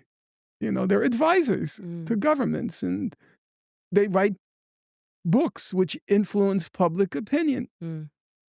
He said, that's a slippery slope if you start that kind of exclusion. And Nadine Strassen, she said that we have to invite everybody because the only way you can get a truth is hearing out all opinions. Mm. And I have to say that they can defend themselves, and they did in the course of the exchange. But to me, because I do tend to, like yourself, I gather, I do tend to personalize things. So let's say after World War II, there's a Nazi concentration camp guard. Because those were perfectly ordinary people who were guards in the camp. And one of them is an exchange student at Harvard. Perfectly possible. Okay? Now you're telling me I should pal around with him? If you don't want to be called an anti-German. Yeah. I should be inclusive? Well, nobody was more inclusive of the Nazis than the American CIA with Operation Paperclip and just giving them new identities. But but when it's convenient, they want you to forget everything someone does. When it's not convenient, don't ever forget what this person has done or who their family and grandfather is. Totally. At the drop of a hat, they decide. Totally agree. But you know what? That's not me. Mm. And I don't believe that's Dr. West. And I don't believe it's Nadine Strassen. Mm. I believe that in the real world, if they had to confront that situation, they wouldn't pal around with them. No. You know? Of course they wouldn't. And that was the command at the end of this 314-page report, that you have to be inclusive of the Israeli Jewish students. We have to be pluralistic. No. Which, by the way, one of the most offensive... They called it, you have to stop shunning them. Mm. That's the word. I'm actually comfortable shunning murderers. Totally, call me whatever you need to agreed. call me. That's why I always say you got to get over their game of ad hominem attacks, because if we've got to be called names to not hang out with murderers, we got to get comfortable with that real fast. That's exactly. You got to get comfortable real fast with murderers. Mm. No, that was the anti-Semitism no, I wouldn't certainly not a majority, but a significant number of the campus protesters were Jewish. Mm. How is it that they didn't detect this rampant anti-Semitism? Also, want to tell you guys about PDS debt, because debt from credit cards is not an accident. It's actually a system built to keep Americans down. The banks profit, the creditors win, and families lose. Every call, every fee, every high interest trap is another reminder that the game is completely rigged. But there's another side of the story, too. PDS debt has already helped hundreds of thousands fight back, cutting debt, ending the calls, and putting money back where it belongs, which is in American pockets. Whether you are struggling with credit cards, personal loans, or medical bills, the PDS debt has custom options that can help you get out of debt. They go beyond the numbers to understand your unique financial situation and to craft a personalized plan that's designed just for you. There's no minimum credit score required. They're here to help you save money, pay off your debt faster, and start putting money back where it belongs. PDS debt is A+ rated by the Better Business Bureau. It boasts thousands of 5-star reviews on Google, and it holds a 5-star rating on Trustpilot. Why? Because PDS has helped hundreds of thousands of people get out of debt. It's your money, it's your future, so do not let the system decide for you. You are just 30 seconds away from being debt-free. Get your free assessment and find the best option for you right now at pdsdebt.com/Candace. Again, that's pdsdebt.com/Candace. All right, guys, do you owe back taxes? A lot of people do, or you're maybe having tax returns that are not filed. The October 15 deadline has officially passed. Maybe you forgot to file an extension. Well, if you haven't gathered all your documents or made any estimated payments, you could soon be targeted by the IRS. That's the reality. They can garnish your wages. They can freeze your bank account. They can even seize your property. But there is help available. Tax Network USA, a nationwide tax firm, has helped the taxpayers save over $1 billion in tax debt. They've filed hundreds of thousands of tax returns, and they've assisted thousands in reducing their tax burdens. And they can help you too. Don't wait. Visit tnusa.com/Candace or call 1-800-958-1000 for a 100% free consultation. In one short call, the experts at Tax Network USA will guide you through some simple questions to determine how much you can save. Take action now before it's too late. Visit tnusa.com/Candace or call 1-800-958-1000. Also want to tell you guys about Field of Greens, because we all have two ages, our actual age and our body's internal biological age. Because many Americans eat so many processed foods and not enough fruits and veggies, they are 10 plus years older on the inside than their actual age. A major university study suggests how to slow down aging. Participants slowed their aging down by drinking Field of Greens. That's all they did. They didn't change their eating, drinking, or exercising. They just started drinking Field of Greens. Each fruit and vegetable in Field of Greens was doctor selected for specific health benefits like cell health, heart, lungs, kidneys, metabolism. And I feel great knowing how Field of Greens can slow down how quickly I'm aging, and I encourage you all to join me. Swap your untested fruit, vegetable, or green drink for Field of Greens while there's still time. Check out the university study and you'll get 20% off when you use promo code Candace at fieldofgreens.com. Again, that's fieldofgreens.com, promo code Candace. So I wanted to actually, because one of your books, and this one I have not read, is called The Holocaust Industry. I want to talk to you about the Holocaust, and please allow me to be offensive, as I've been learning a lot about the Holocaust and why it is such a precious area where you are not allowed. There's no incursion. You can't ask a question. You can't even, if I said, you know what, I think it was 5 million, forget it. I mean, it is very precious and protected. And as I've sort of began reading more books, I do have a theory, and you may be offended by this theory, and you can push back on it. But particularly, I felt even more confirmed in this theory. Are you familiar with Nicholas Gruner? No. Okay, so Nicholas Gruner was an actual Auschwitz camp survivor. He was on the march, same march as your parents were on. My father. Yeah, your father was on, and he wrote a book in Yiddish about his experiences. And there was his friend who was with him on this walk, who he wanted to reunite, wrote this book in Yiddish. And when he found out that his friend had wrote this book and it had been translated into English, he went to go meet him, right? And it was like, I'm going to be reunited with somebody that was in this camp with me. He gets up to shaking this person's hand, and he's like, "You've taken on the identity. This you're not the real survivor. That person whose hand he shook was Elie Wiesel. You might be familiar with him because he wrote the book Night, and it was proven that he lied about certain parts of it. Nobody knew why, what this was. And so he then spent the rest of his life, Nicholas Gruner, dedicated to telling people that this man was effectively a gypsy who stole the identity of a real person. And he said, Nicholas rolled up his sleeve. He's like, we all have tattoos. He's not going to have one because he's not the real guy. This guy took his identity. Well, it turns out that Ellie White Weitzel was a cousin to Robert Maxwell, right? Fascinating, right? Absolutely fascinating. Robert Maxwell wrote about it in his own book, his authorized biography. And we know Robert Maxwell, obviously, who everything about there is to know about him. And I was fascinated by this idea that there were people who were stealing the identity, whether dead or alive, of people Mhm. who had actually been in the Auschwitz camps, building on their stories in whatever way.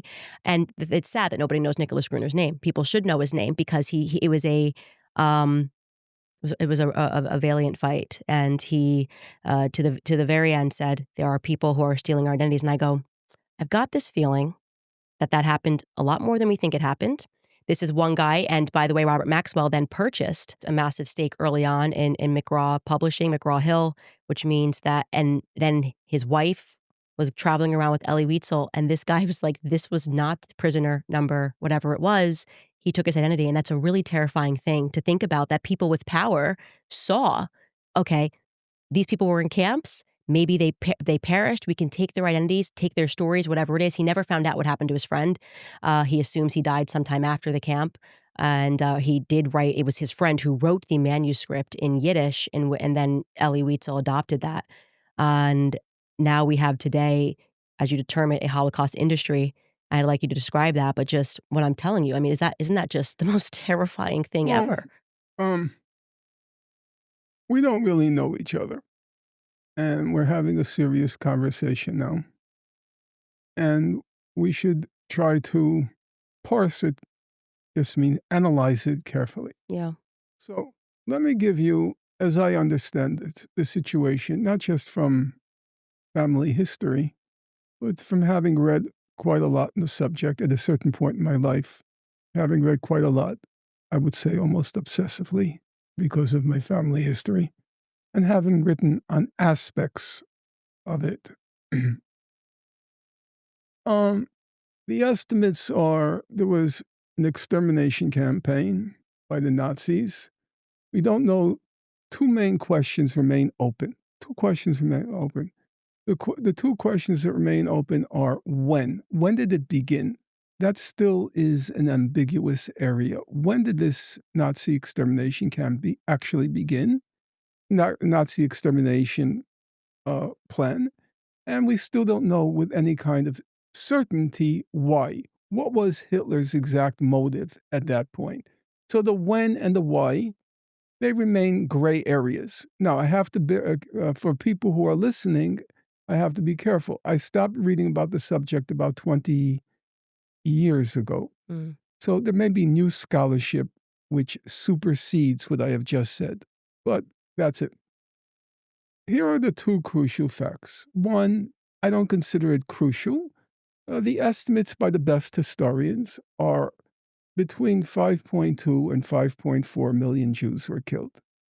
It doesn't make much of a difference. Let's say it wasn't, but let's say it was 3 million. That doesn't make it better, obviously. Okay, but the estimates are between 5.2 and 5.4. Now, coming to your question. The Nazi extermination was very efficient. You can use a slur and say it was done with German efficiency. And to some extent, there's a truth to that. You know, what makes a cliche is it's most of the time true. What is a generalization? A generalization is something that's generally true. What's a stereotype? A stereotype is a generalization that you don't like. If you say Jews are smart, Jews like that generalization. If you say something else about Jews, that's a stereotype. But the Germans carried out the Nazi extermination with great efficiency. Why is that important? There were very few survivors. Now, Candace, I'm not trying to, uh, um, I don't have an axe to grind. I'm just telling you factually. You take my mother.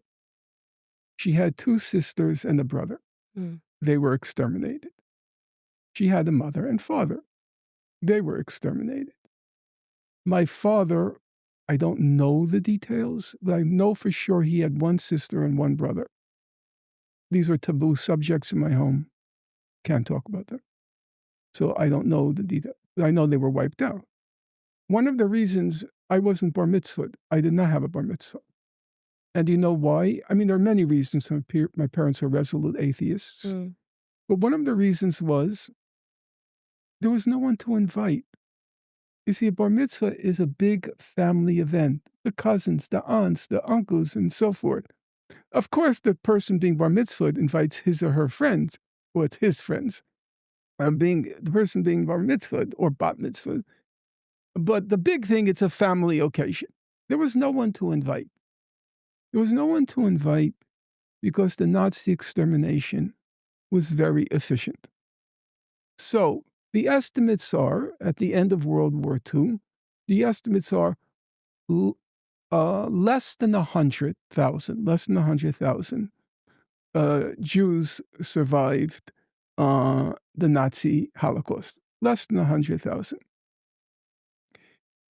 So that means, where did all these survivors come from? Everybody claims there was a period when the Holocaust industry was in full,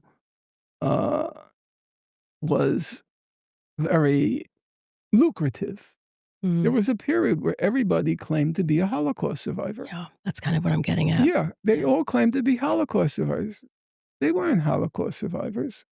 There was a person who... I actually think they were, but uh, I fear they were survivors of another Holocaust that was going on at the same time, and they may have been, in part, executing it, uh, which is a question that Alexander Solzhenitsyn.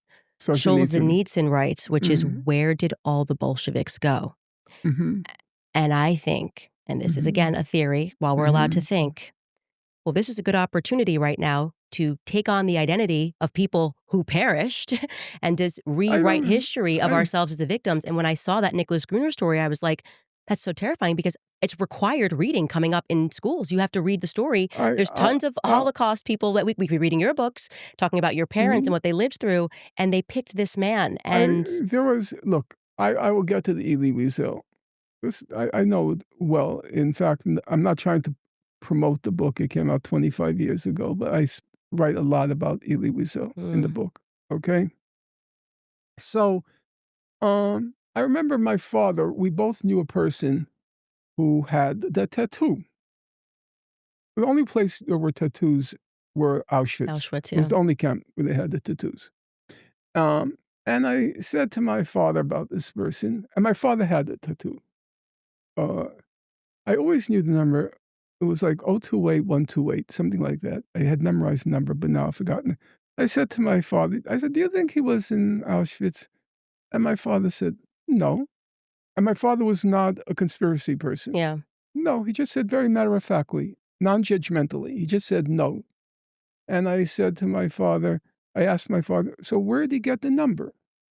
And my father said, and I'm quoting him now, he said, "Well, after the war, some people took it off and some people put it on." But he didn't say it as a Yeah, joke. he's just My like, this father is, was, yeah. The he wa incentive here is to have one. Yeah, yes, it's bad. It's yes. the incentives. It's incentive culture, obviously. I talk about So, this as welfarism. If you're gonna uh, incentive bad behavior, mhm, people are gonna do it. yes, without going into that because that was on tangent, but yes. And my father said very matter-of-factly. So, my mother used to get very frustrated because, even more so than my father, she could never let go of what happened to her family. She couldn't let go. And there was something that really more than grated on her when people who didn't pass through what she passed through claimed Mm. to have passed through it. And she once exclaimed in a kind of bitter irony, she said, if everybody who claims to be a Holocaust survivor actually is one, Who did Hitler kill? So everybody's claiming to be a Holocaust survivor. There are very few, a handful survived that ordeal. Mm.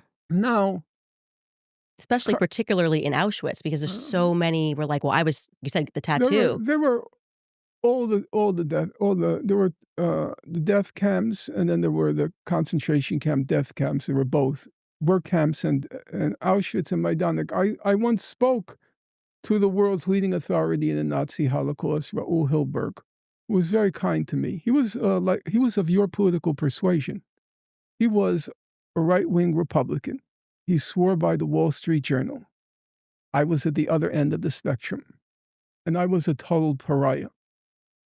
However, don't ask me why, because I've never really understood it. He kept defending me.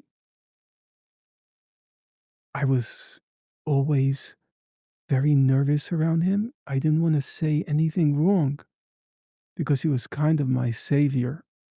He was saying that what Finkelstein is writing is true. And when the 10-year battle erupted at DePaul University, he gave this very moving defense of me.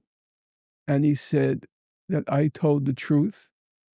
It was at a very big price, he said. But he said, in the history of those writing about history, Finkelstein's place is secure. In any event, I once asked him, he lived in Vermont. He taught at the University of Vermont. He was very much his own person, so he could never get a job at a top university. He said very few women survived Majdanek. That's where my mother was. Very few people. So it was worse, actually. The women's section was worse than at Auschwitz. In any event, once the Holocaust industry became an industry, they were very picky about who they promoted. Now, Elie Wiesel was a fanatical supporter of Israel. He was fanatically pro anything that any American government would say. And so he became the spokesperson for the Holocaust. As to his personal history, I'm just going to give you the details as I understand them, okay? He claims he was in Auschwitz. He claimed that he was in Auschwitz. And he describes in the book Night, he describes some scenes which Raoul Hilberg, the person I mentioned to you from the person who defended me in for reasons which still remain, except integrity, which is so rare. He was the chief historian for the Holocaust Memorial in Washington. Elie Wiesel personally picked him because Wiesel knew he knew his stuff. And he said there were certain scenes that Wiesel describes in Night that occurred at Auschwitz. Hilberg said they could not have happened. They could not Without have question, they happened. didn't happen. You read And Nicholas Gruner, so yeah. It's like, when Wiesel was confronted with Hilberg saying they happened, he doubled down and said they did happen. Wiesel, I knew some, not many, I knew some first-rank Holocaust historians, and they told me he was deported in 1944 from Hungary. That was one of the last deportations from Hungary. And he maybe passed through Auschwitz en route to a labor camp. That may have happened, according to the people I talked to. But there was clearly, I discuss it at some length in that little book. Wiesel figures not in a cameo role, but he has a major, he's a star of the Holocaust industry. yeah, I mean, I'm glad that I put Nicholas Gruner on your radar Uh-huh. because he just knew the guy. He literally stole his identity. I mean, it's like Uh-huh. it's a I crazy. have I He knew him remember. because obviously when Yeah. you're in a camp together, and he was like just so excited to re-meet this someone who had this experience with him and Mhm. described the march, everything, and the soles of his feet, and he just was like what he did was the real person wrote the manuscript, and Mhm. this gypsy just took on his identity. Mhm. And when he describes that moment of being on the plane, what am I going to say to him? Like we haven't seen each other, and then like, could you imagine being confronted and going, "You're not. Wait a second. You're not Norm Finkelstein. You're not Norm." And that is, and he said, but he I had cameras ready, and they like shook hands, and then he even said, what's even crazier is the real Holocaust survivor spoke Hungarian.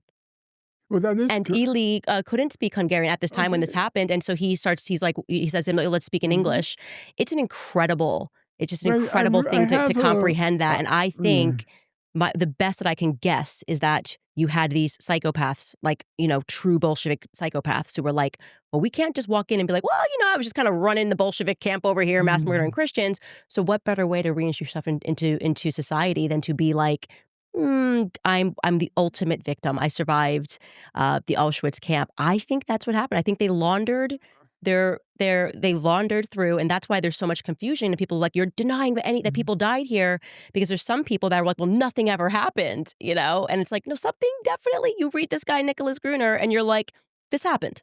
Mhm. And there are some people who never lived a day in their lives of that, and I say Elie Wiesel's one of them, who took their I personalities, I took their identities, full on I gypsy. I, I actually, regrettably, I read a lot on the Elie Wiesel case, and I tend to defer to Hilberg's judgment, and I think the judgment that there were in his so-called memoir, there were fabricated scenes is correct. However, I also believe that, when you explore any concrete situation, there are going to be things that are inexplicable. You just can't explain how or why that happened. And you have to accept that in any historical reconstruction, there are going to be inexplicable, enigmatic phenomena. Mm. Um, and I think in the case of the Nazi Holocaust, it's sort of like the Flat Earth Society. When you want to deny a certain phenomenon, of course, you have the right to deny it. That's as to deny a person the right to deny is what the great British philosopher uh, John Stuart Mill called the presumption of infallibility, that you know the truth and nobody else can know the truth. No, we're fallible creatures. We're capable of error. And we always have to leave some corner of our mind open to the possibility that our deepest, most sacred beliefs, our foundational beliefs, Could be wrong. could be wrong, Yep. could be wrong. However, if you're like in the Flat Earth Society and you say the world is not round, in order to be credible, you have to respond to the mountain of evidence that's accumulated that shows the world is round. Mhm. You have the right to say the earth is flat, but you also, if you're responsible, have to respond to a massive accumulation of evidence to the contrary. Mhm. If you can't respond to it or don't respond to it, in my opinion, you're not entitled to be taken Yeah, you're seriously. just a fraud. Yeah, fine. You're just a fraud. Mhm. We agree. So, uh, my parents could be iconoclastic. They could be very bitter by the way the Nazi Holocaust has been not just misused, but weaponized to justify all sorts of things which in many places are not just deplorable, but abominations. However, in all their anger and indignation, which was transmitted to me, uh, it never would have occurred to them to deny the horror that they endured.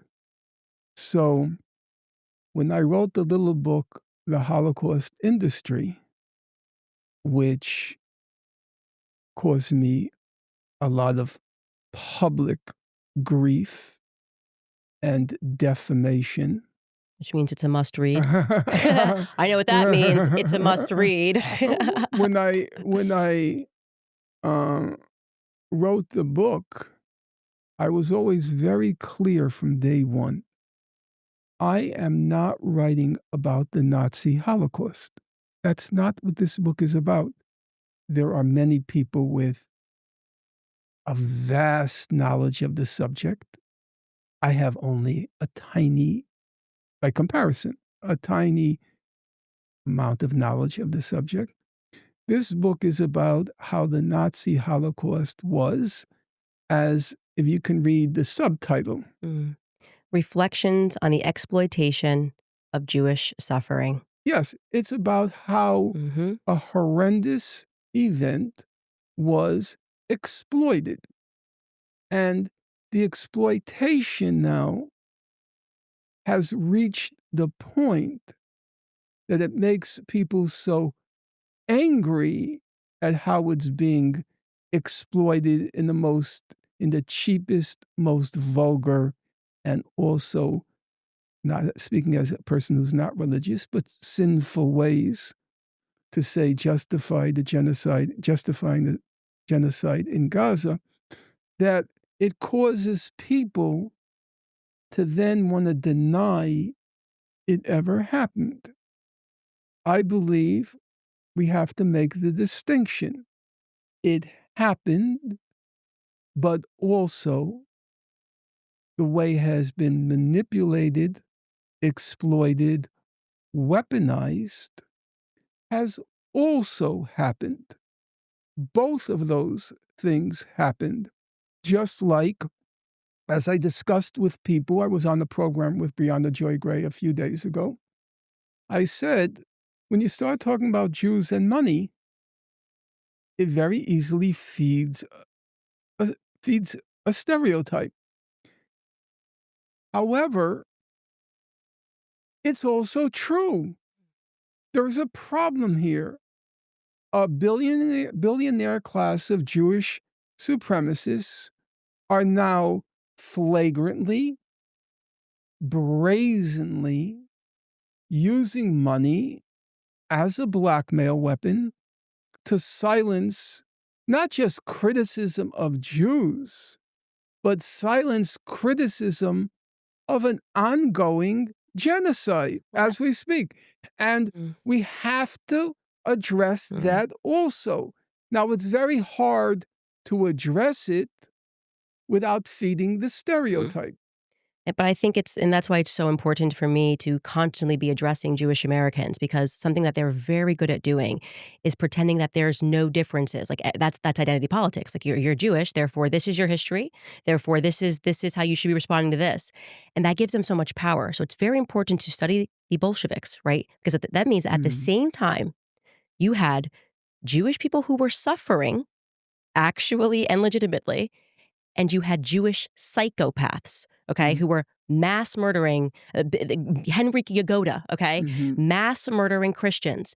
The same thing is happening right now, okay? You have literal psychopaths, and I would describe them as Zionists, okay?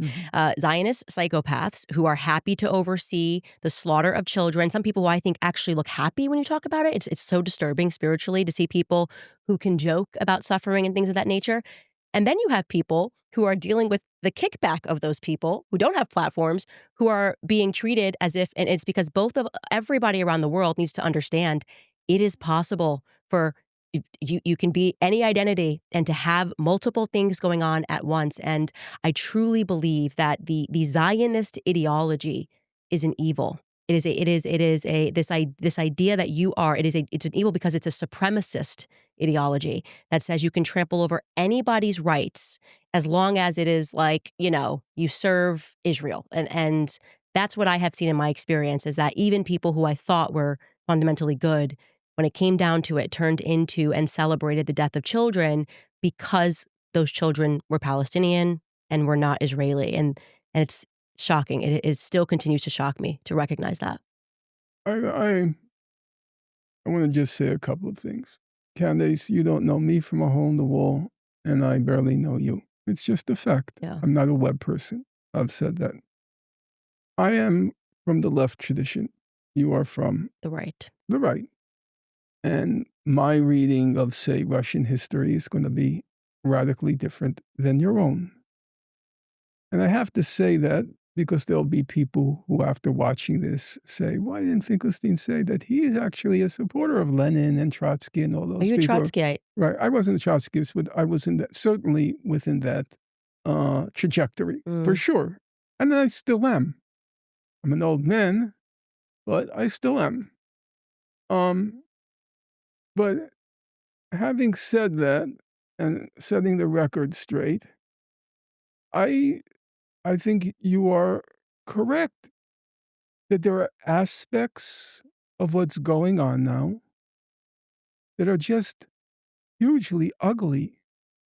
Take a simple example. A simple example. You use a computer, right? And sometimes, I don't know nowadays with computers, but sometimes you can work on something for 3 hours. You remember the day and then you can lose everything. You press the wrong key, everything is gone. Now they have backups and backups, but I don't know how to use them, so I lose whenever. Okay. And then you lose something that you worked on for 3 hours. Okay? And you think it's the end of the world. Oh my God. Oh my God. I worked on it for 3 hours. Oh my God. You lose 3 hours worth of information, or work and information. And then you're in Gaza. This is not being done behind the scenes. These are Israeli soldiers posting on the social media their ecstasy and their euphoria when they blow up Palestinian homes. Not 3 hours on your computer. Your whole life is vaporized. And they're thrilled. They're thrilled. They have what's called in Gaza controlled demolitions. Everything has happened since October 7th has been a controlled demolition. I agree with you. Everything has been with intent, to use the words of the 1948 Genocide Convention. It's intent to destroy a people. Okay? Just one step further. They go into neighborhoods where there's no Hamas, there's no nothing. And they just calmly rope off the area and then detonate whole neighborhoods. Yeah. Now, because they're going to turn it into a beach town. Well, they said over and over again. Jared Kushner's on camera saying it. Yeah, we're going to make Gaza, they said over and over again, we're going to make Gaza unlivable. So you'll have two choices, to stay and starve or to leave. That's why all this talk now about the Trump plan is so silly. There's nothing there. Do you know 95% of the homes, 95, have been vaporized? I thought that it was 85, so it's up to 95. It was 92% before the assaults on Rafah and Gaza City. So now it's about 95%. There is 50 million tons of rubble. The main agencies, UN and international humanitarian agencies, they say that it'll take until the year 2050 to clear away the rubble, because the rubble is mixed in with all of these toxic substances like asbestos and also unexploded ordnance. So everyone says, well, Netanyahu didn't achieve his goal. Actually, he did Yes, he achieve did. his Of course goal. he did. I mean, He said we will make Gaza unlivable. mhm. Raise it. Either stay and starve Mhm. or leave. He achieved his fundamental goal. Mhm. Now, he was hoping for a stampede of them leaving or incentivized to leave by the relentless bombing and artillery firing. But now they'll leave in a trickle because there's nothing to go back to. Mhm. There's nothing there. It's been pulverized. So, One of the things I wanna say yeah. that I found to be especially dark about the Gaza No, I just situation. wanted to Yeah. complete the thought. So, what you're saying when you say that they're actually happy about it, Mm. that's not a speculative pronouncement by you. They posted it, and they still do. They post it on their social media, Mhm. what they're doing as they do it. That's a fact. You can't get it. When you read a lot of the human rights reports and the reports by genocide experts, a lot of, what their evidence is? They're citing the social media, what the Israelis post. Mhm. It's really dark. The videos. It's very It's dark. very dark, and you see something in their eyes. That's what I always say, like, Mhm. the eyes are the window to the soul. There is a that's why I say it's demonic force that rules that nothing. I don't care who the child was. If I saw a child suffering, I have a natural spiritual Mhm. response to that. I don't care if that child is Arab, Jewish, black, white, it doesn't matter. They don't have that. Instead, I they agree, it's they like, and you don't. see it even in the commentators that are Zionists. It's like they're Mhm. they're trying not to crack a smile and a joke about Mhm. how many of these kids have been killed. It's really disturbing, but I have to see God in this, which is just to say that what is happening in Gaza has awakened the world, and America is the best evidence of that because we were the most asleep, and we were like zombies on the Israel issue. Yeah, of course we support Israel. It's the size of the New Jersey. Why can't all the talking points? And there has been this sort of radical reaction, and so that tells us that people, when they are armed with facts and knowledge, are fundamentally good. They're fundamentally good, and we're Well, fighting back, and it's hard, and there are people that are selling out, but I think I I think think truth is winning. I believe truth is winning, and we have to, I think, credit it to two reasons. One is a horrible reason to credit. Israel is conducting a genocide in Mhm. broad daylight. Right. It was very hard to conceal. Mhm. But number two, it was because a large number of media outlets, in particular on the web, were out of control. And now there is a retrenchment, an attempt to control TikTok, control CBS News, control CNN. They're trying to now methodically gain control again of, as the expression has it, gain control of the narrative. Mhm. And there's a real problem on our college campuses right now. There are students, professors, in fact, tenured professors, are terrified of saying anything supportive of the Palestinians or critical of Israel. You remember in the spring of 2024, there were all the encampments. And do you know what? The next, a whole academic year passed without anything. It was like this eerie silence had descended on the college campuses because the students were terrified. Mm. And so the media, academia, uh, they're trying to regain control right now. And so I believe that people have, in particular on the college campuses, have to find, like you said earlier, it takes a lot of courage. Mhm.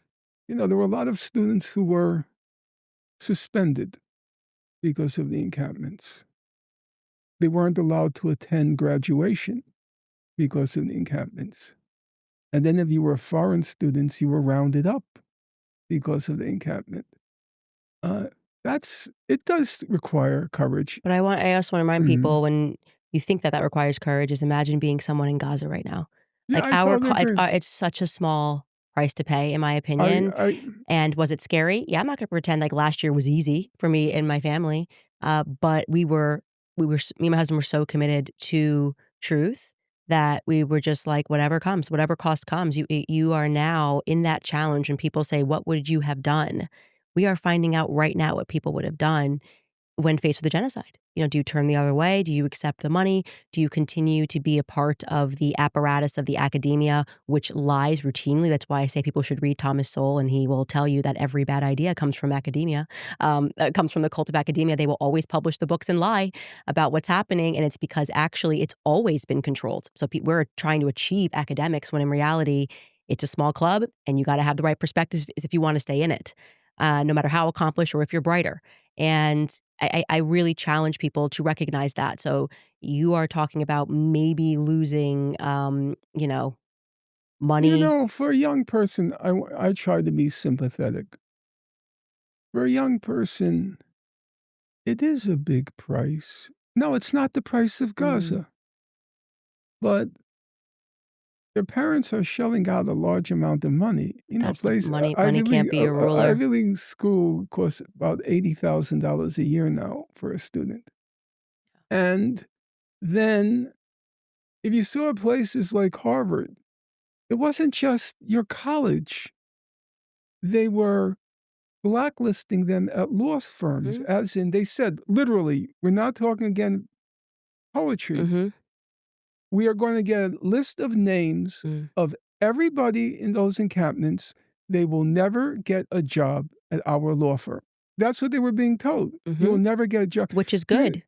well, I think I'm gonna tell you I this, I don't, put the pressure right. on their parents, not on the I kids. don't I want, say, "If this is happening, this is we have to be ahead of them. I want So to, we need to establish our own law firms." If your kid got into Harvard, they're the cream of the crop. no, Great. The problem is that we are stepping into where they can control is, the entire right. plantation when we have what it takes to create our own stuff. But We have to be innovative. it's not for me to tell them. Mm. You see, they have the right to choose their own future, Mhm. and they're being denied it. You know what they did at Harvard? These creepy organizations. They did not only have what were called doxing trucks, where they went around Harvard and they posted pictures of the students and calling them terrorists. And It then, was crazy. you know what else they did? You wouldn't even believe it if I told I you. would. They took the trucks and they went to their parents' Yeah, I homes, did hear that, and I commented like on that. 500 miles away. Mhm. So we have to try to step in the shoes of Oh, others. I'm not saying they don't have a right to If be I traumatized by those No, but I'm events. saying my parents, if a truck was going up and down their block Mhm. saying Norman Finkelstein is a terrorist, my parents would kill me. Mm. They would kill me. Yeah, What are you doing? but I think now So, the point of this is that I mhm, what you use my platform to mhm. say is parents toughen up, okay? Because the people that are doing this are psychological terrorists. That's the reason they're doing this is to give you that embarrassment. They have the money to embarrass you. They have the money to blacklist you. But what that actually reveals is a fundamental problem in the system that you can be punished for doing and saying the right thing. It means we've got to change it. Like I say to parents, pull your kids out of these schools. And I'm so happy that homeschooling is happening. Why do your kids want to go to Harvard, right? Well, because they say this is the best school. We'll give you all these networks. And they do. They have access. They have a network. You're more likely to get a job. But I'm saying that like it's going to take us being bold for us to crash this system that says Norm Finkelstein can't be tenured, okay? But Barry Weiss can be the president of CBS. We are going to have to be the radicals. This is what I say in my platform. We have a very small window of opportunity here, right? Before they start coming for speech in America, which they're trying to do. I believe that. And so we I've s have to be I've said literally that. be the I've said change. that. I pulled my kids out of school. I totally agree with you. There is an assault right now Mhm, going on against freedom of speech, mhm. which is a real problem. So when And I see that a kid that's being put on one of their lists, mhm, like there's this account where they say anti-Semite of the week, and now they're doing like 22-year-olds. I said, hey guys, this is now Forbes 30 under 30. We should be hiring as soon as we see these mhm, kids that are being put on this list and this Harvard person did this. I'm like, can I hire her? That's my mindset, right? You have a mhm. business, that's our Forbes 30 under 30, and that's the best way to look at it. You recognize that's a very minority mindset. No, I Current I don't think it is anymore. I mean, looking at the staggering rates of people, and that's why they're now Mhm. trying to pass laws, people are listening. I'm telling you, we're gonna be encouraged. You always have to be I encouraged agree with by that. the fight that they're putting up. And Yeah, I'm not throwing in a towel. yeah. I think we're winning and they're scared. That's why they're Yeah, becoming more radical. that part I agree with. Yeah. So we say, That okay, we'll adapt. You that's say our kids can't go to that school. You say our kids are going to be put on lists. We're going to mm, treat these lists as mm, you're highlighting these students. Not the uh, actual ones that are, radical and beating people up, but I'm there's saying honestly, no, like the ones who are harmless and using their right of free yeah, speech and getting buses outside. I wanna hire that kid. they're really look, I totally agree with you. I have looked very carefully. There were beatings going on in places like UCLA. That's when UCLA supporters of Israel attacked the encampments. Mm, It wasn't the students. You know, a lot of the students, they were from abroad. They recognize their limits here, and they recognize don't cross certain lines. So I was at places like MIT. They were just so decent. And a lot of the professors, the professors wanted, they were too old to sit in encampments. Woodstock is over. We're heading towards Social Security. Um, so they sent food, so much food. There was such a festive, warm uh, feeling there. And then when I hear John McWhorter, who teaches at Columbia, saying, oh, the poor Jewish students, they had to hear day in and day out anti-Semitism. What are you talking about? mm, That never happened. Harvard, a 314-page report, they said the clearest example of anti-Semitism, the clearest, was a student who was at an encampment and got beaten up. That's what they write in the report. And then if you read in yesterday's New York Times, you know what actually happened? There was an Israeli student who came up to the encampment and he was photographing it and videotaping it. And the folks in the encampment got nervous that they were going to be, it's the younger people's uh, expression, I don't use it, doxing. They were afraid because of those trucks going around that he was filming them to dox them. We called in my day to blacklist them, mm. but your generation, yours and the younger generation call it doxing. And so they held up their keffiyehs to block him from filming. And then there was some moment where he might have been tapped. Mm. He might have been tapped. One of the demonstrators said on the back of his book bag. And he did not file police charges for assault or anything like that. He did not. Then his father, who's the Israeli consul in Atlanta, he got into the picture. And then you see how everything is being orchestrated. Mm. And that became the main piece of evidence. They said he was assaulted. Mhm. Somebody in the Congress said he was pushed to the ground. Never happened. And then Bill Ackman exploited, weaponized that incident to demand that Harvard close down the encampments. It's a So, propagandist effort backed by a lot of money. yes, Yeah, and by and the way, that's exactly what happened to that. I think she was in Florida. We got to see he's wearing an IDF T-shirt. She says like "F you" to him, and I pushed his phone out of the face. And within hours, Pam Bondi responded. Wow, that's amazing. I could not know that you could reach the upper echelons of government. Like, I'm like, "Oh, a federal response to what a puny little kid." I mean, are you kidding me? Like, you put this up there, you pretend you're a victim. "We will not allow people to be." You would have thought And they tarred and feathered this kid with the response that it received from the how many times do you push people out of your I face? mean, toughen up, kid. Yeah, It's a girl. but, yeah, And I'm but not what saying it's okay. I'm saying what's not okay Mhm. is that they achieved a federal response Yeah, within that's hours. exactly It's right. completely It becomes ridiculous. totally Yeah. weaponized. It becomes totally weaponized. I want to tell you guys about home title lock because if you are a homeowner, you should listen to what can actually happen to you. The FBI has been warning homeowners about a type of real estate fraud that's on the rise, which is title theft. This type of theft doesn't happen by breaking down your doors and stealing your stuff. It happens with just a one-page document with a forged signature that can get filed at the county. Your title, which is the legal record of ownership, gets transferred out of your name. Criminals are using your ownership to then drain your equity or even sell your property. And you won't even know about it until you start getting collection or foreclosure notices in the mail. That's why I've partnered with Home Title Lock so that you can protect your equity and find out today if you're already a victim. Use my promo code Candace at hometitlelock.com and you'll get a free title history report and a free trial of their $1 million triple lock protection. That is 24/7 monitoring of any title records, urgent alerts to any changes, and if fraud occurs, their US-based restoration team will spend up to $1 million to fix it for you. Again, that's hometitlelock.com and use promo code Candace, or you can just use the link below. And as always, I tell you guys about Nimi Skincare. They are my favorites because the beauty industry has been telling us for years that we need all of these complex formulas to achieve healthy skin, and that's just not true.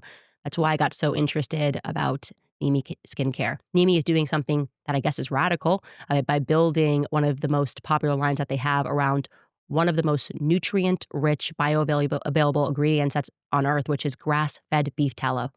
Tallow is a traditional ancestral secret. Its composition is incredibly similar to our own skin's natural oils, which means your skin actually recognizes it. It's not a chemical coating, it's real nourishment. Nimi has 2 products from their tallow line that you should definitely know about. First, for your daily hydration, there's the Sunshine Tallow Cream. This is your go-to moisturizer. It's light, it absorbs quickly, and does not leave you with that greasy feeling.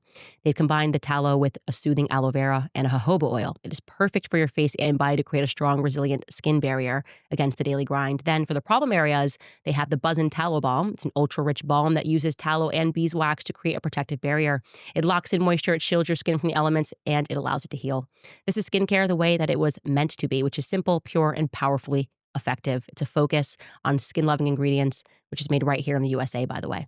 To order, go to nimiskincare.com, explore their tallow line, and use my code Candace10 at checkout to get 10% off your order. That's NIMI skincare.com. I mean, I think we've. I do want to get to your forthcoming book because I actually don't have a copy of it, but it is coming out, It'll and come it out in is November. called Gaza's Gravediggers: An Inquiry into Corruption in High Places. Tell me what that book is about. In my opinion, the truth about Gaza is known now. There is so much human rights material on it. About maybe already 4 months ago, um, South Africa, which has been prosecuting the genocide case, it submitted to the International Court of Justice a 700-page memorial. That's basically your brief with, believe it or not, 4,000 pages of documentation. Oh. So it's, I felt when I wrote the Gaza An Inquest into Its Martyrdom, nobody knew anything about what was going on in Gaza.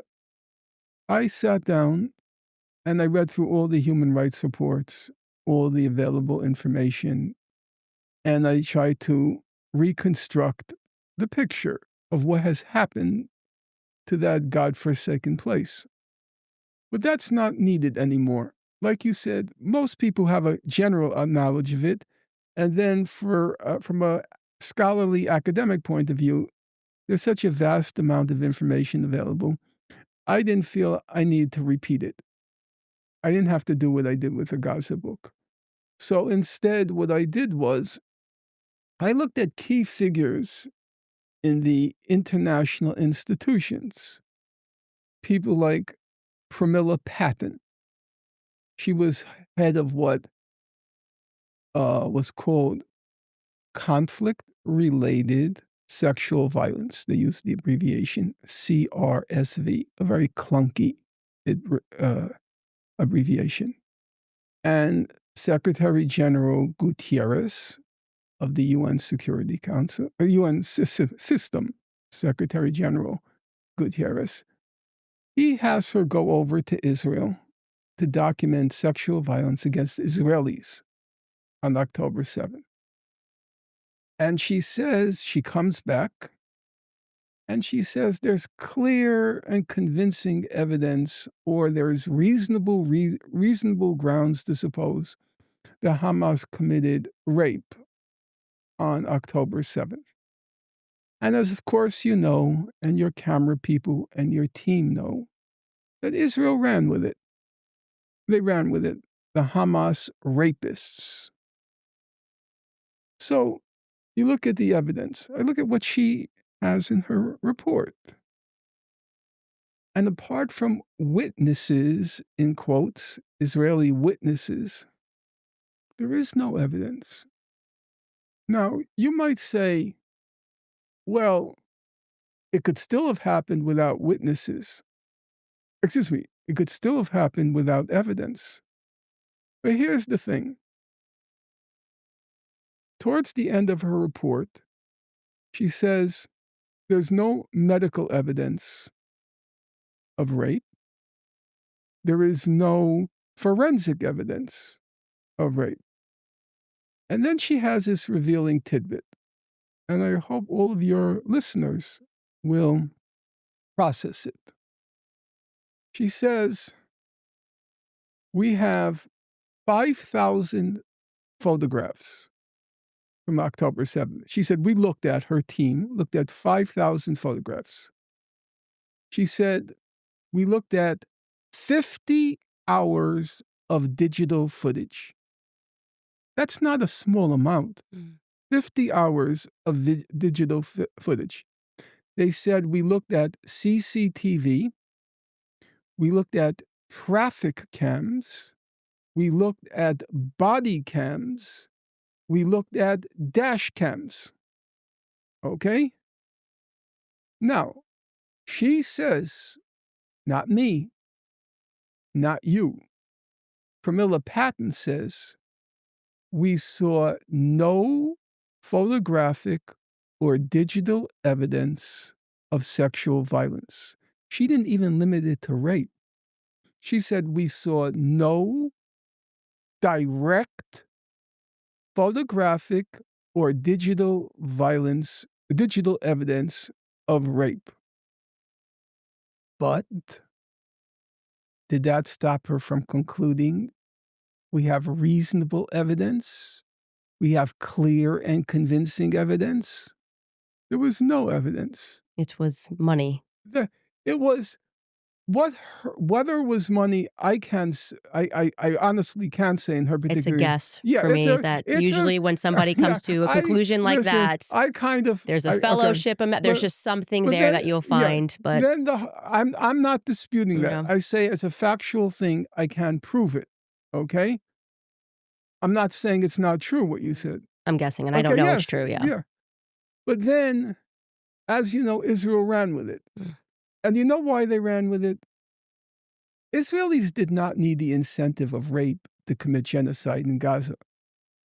They ran with it for here because of our own history. They knew it would resonate here because of our own history of slavery and the lynchings and so forth. That was also behind the babies were put in ovens, which got debunked. The idea here is actually what you're trying to exploit is Jewish American emotion when you hear the concept of ovens at all.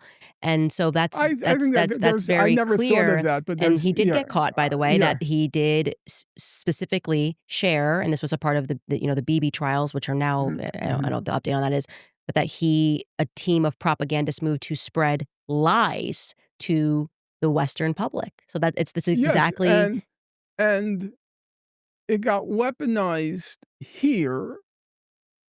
And then Another Jewish supremacist billionaire, this was Sheryl Sandberg, Mhm. the former COO, Chief Operating Officer of Meta.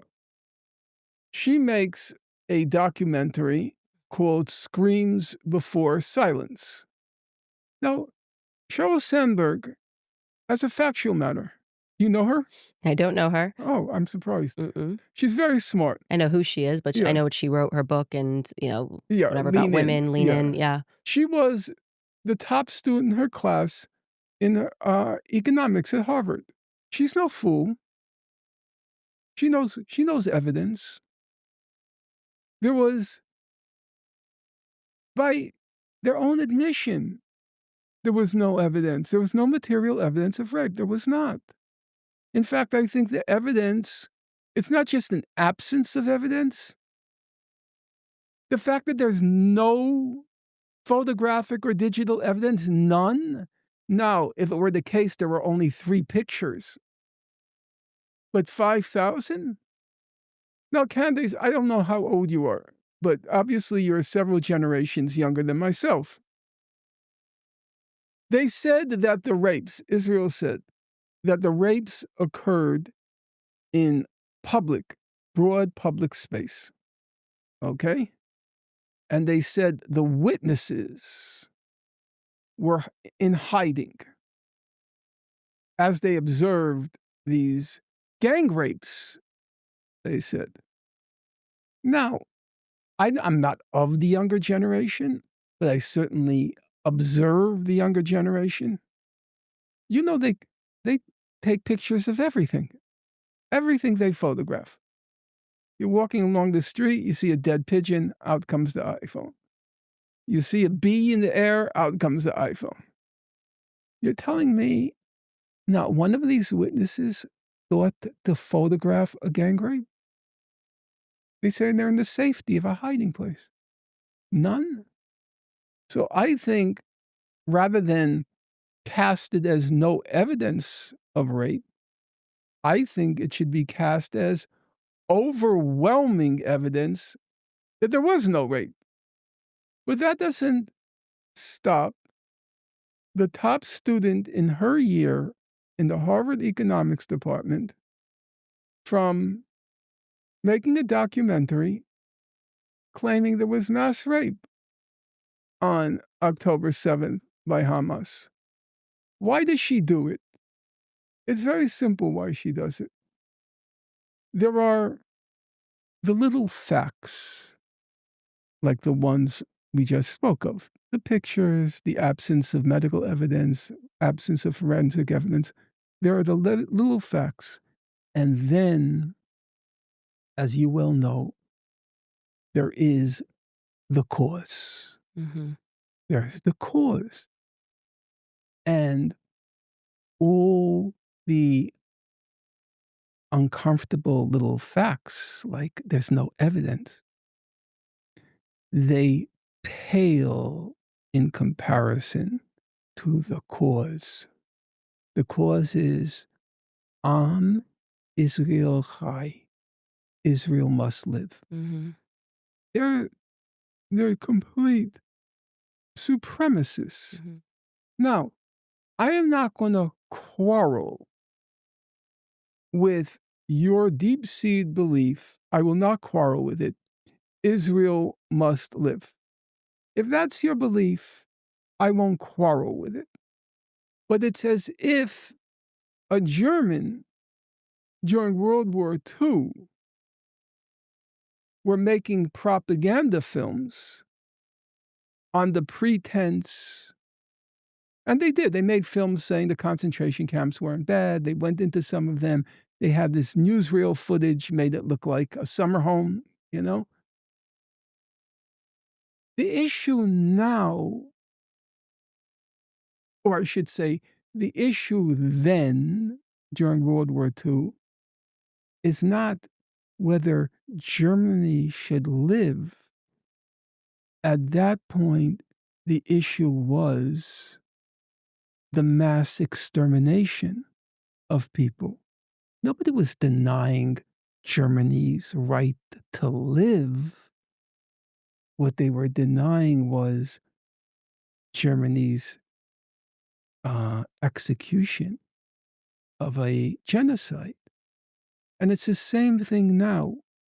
You could say, Am Israel Chai, Israel must live, or Israel will live, to the end of time. Fine, you could say it. And I grant you your belief. I don't happen to agree with it, but uh, I'm not going to deny you that. I can understand that sentiment.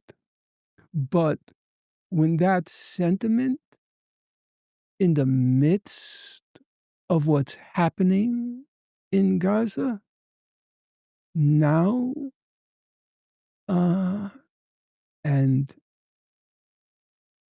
that part of it is, it's not just morally unacceptable. You're just a propagandist for genocide. She's no different, and I'll say it, and Ms. Sandberg, and I'm not going to deny you your achievements and your accomplishments. I will not. I recognize it's hard work. And she wasn't born rich. I know, I've heard people who know her. She was a hard worker. It's not Barry Weiss. No, it's not. Um, so I'm not going to deny you your achievements, but you're no different than Leni Riefenstahl. That was the famous film propagandist for Hitler. And she did a very famous, happened to be very gifted in film. She used it for the wrong purpose. She had made a famous film called Triumph of the Will, glorifying Hitler. You're no different. Okay, you're not on the scale of Leni Riefenstahl, but you're a propagandist. This is not about let Israel live. The issue is let Palestine live. That's the issue right now.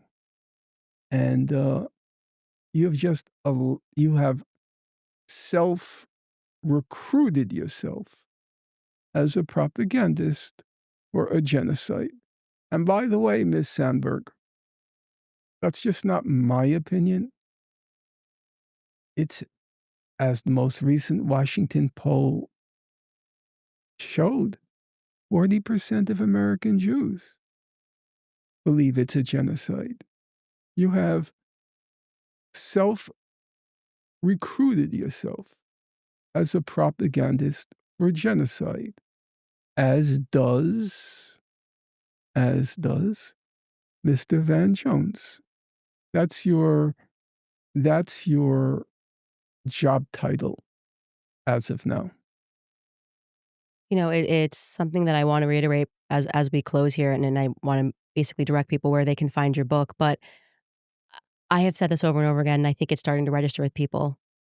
If you side with evil, you should remember that evil is always an orphan. If you're finding someone that feels nothing when they kill a child, you are dealing with somebody that has a capacity for evil that you mean nothing. They won't even flinch if they have to kill you too. And this is something that I have really taken the time to explain to people. Like if you will, and that includes you, Jewish Americans, right? When we're speaking about Bibi Netanyahu, and people with that capacity for evil, there is nothing to those individuals but themselves. And you have to be very careful when you're allying with evil to realize that it will snap in 2 seconds and take you out. Evil's always an orphan. I would Norm, just comment on that. I think it cuts both ways. One of the questions that's always been asked is it possible for a person to be evil, a mass murderer, in, so to speak, one compartment of his or her life, and then be just a very, no, okay, absolutely not. I agree it's Mhm. an open question, but if you ever have time, one film which very much struck me, nobody's ever heard of it, you should watch it. It's called The Music Box. And it's about a young woman, a lawyer. She lives in Chicago. Her father sacrificed everything in his life so she can get through law school. Mm. Okay? And the film begins. She loves her father to death. The father loves her to death. Okay? He was a wonderful father to her. And the film begins with the U.S. government presenting her father with papers that he was a mass murderer during World War II in Hungary. Mm. Okay? Her father asks her to defend him. I don't want to give away the ending because Mhm. some people may watch it, the music box, But it explores that theme. and I think you will be touched and moved Mhm. by how that whole story unfolds. Whether you can be a monster in one compartment of your life Mm. and a loving family member in the other. Now, I'm not saying you're wrong, because I think it is a complicated question, Mm. but it's worth pondering. Yeah. It definitely is worth pondering. And so I want to point them in the direction, by the way, where can they get your forthcoming book? Is that out now? No, it'll be out hopefully in Okay. So January. in the interim, you guys, if you all of these topics that we covered today are really important. So the Holocaust industry, we all know it's happening. Finally, we were at a Mm. circumstance where the people can go backwards and understand more about how that happened. Also, Gaza, an inquest into its martyrdom. If you are just starting to realize something is very wrong, and you need to independently educate yourself, that is a good place to start. And lastly, I'll burn that bridge when I get to it. And these are his heretical thoughts on identity politics, cancel culture, and academic freedom. I'm sure some of this he and I disagree on and agree on, but what I will say is that one of my favorite things is that this issue is bringing people together from other sides, and that needs to happen. We need to start allying ourselves and recognize whether you view yourself on the left or the right, doesn't matter. Do you follow goodness or do you follow evil at your core? Anything that you would like to add before we get you out of here? No, I want to say, first of all, when I was first on your program, which is about 2 years ago now, I appreciate the fact that you listened. You listened. And I was on with Jordan Peterson's daughter. I forgot her name. Michaela Michaela, Peterson. yeah. And she listened. Mhm. You don't have to agree with me. And there are many things I said today we didn't agree on. But I respect the fact that you were a good listener. And I would also say that if you disagree with me, Mr. Shapiro, Ben Shapiro, Sam Harris, uh, Van Jones, if you disagree with me, stop trying to, not in the case of Van Jones, but the others, come up and just talk about it. Try to be Candace Owens. Listen, and then you can respond just like she did. What's the fear? Why are you so afraid? You've received countless requests to debate me, and each and every one of them you've turned down. I sent a list, a very long list, to Piers Morgan of people they say, who would you like to debate? And all of them turned it down. I put Ben Shapiro on the list. I put Sam Harris on the list. I would be happy to debate Bill Maher, even though I believe he's a moron. I'd be happy to debate him. Defend yourself. So I believe you should have the courage of your convictions. Ms. Sandberg, let's debate it. Let's debate what happened on October 7th and whether there's any material evidence of rape. Any material evidence of rape. Let's look. Let's examine it. And I'm appreciative, even though we come from very different corners of the political universe, that you gave me the time.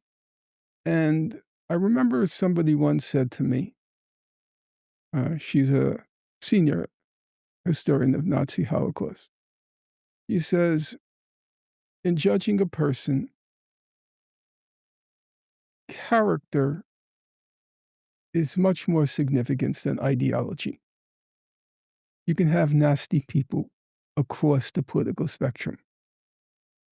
Character is a much better indicator of a person than his or her ideology. And I discovered that with Raoul Hilberg. Ideologically, polar ends of the spectrum. But the guy, he came out slugging for me. And that was it was an epiphany for me. And I'm grateful that you gave me the time as well. And I'm grateful that we were able to do this in person, and I think there's going to be so many people who challenge themselves and, make sure that they have the courage of their own convictions. So you guys, so much to learn, so much to process, all of us just trying to make sure we know what we are saying and that the facts are on our side. So thank you for joining us in this discussion. We'll see you next time.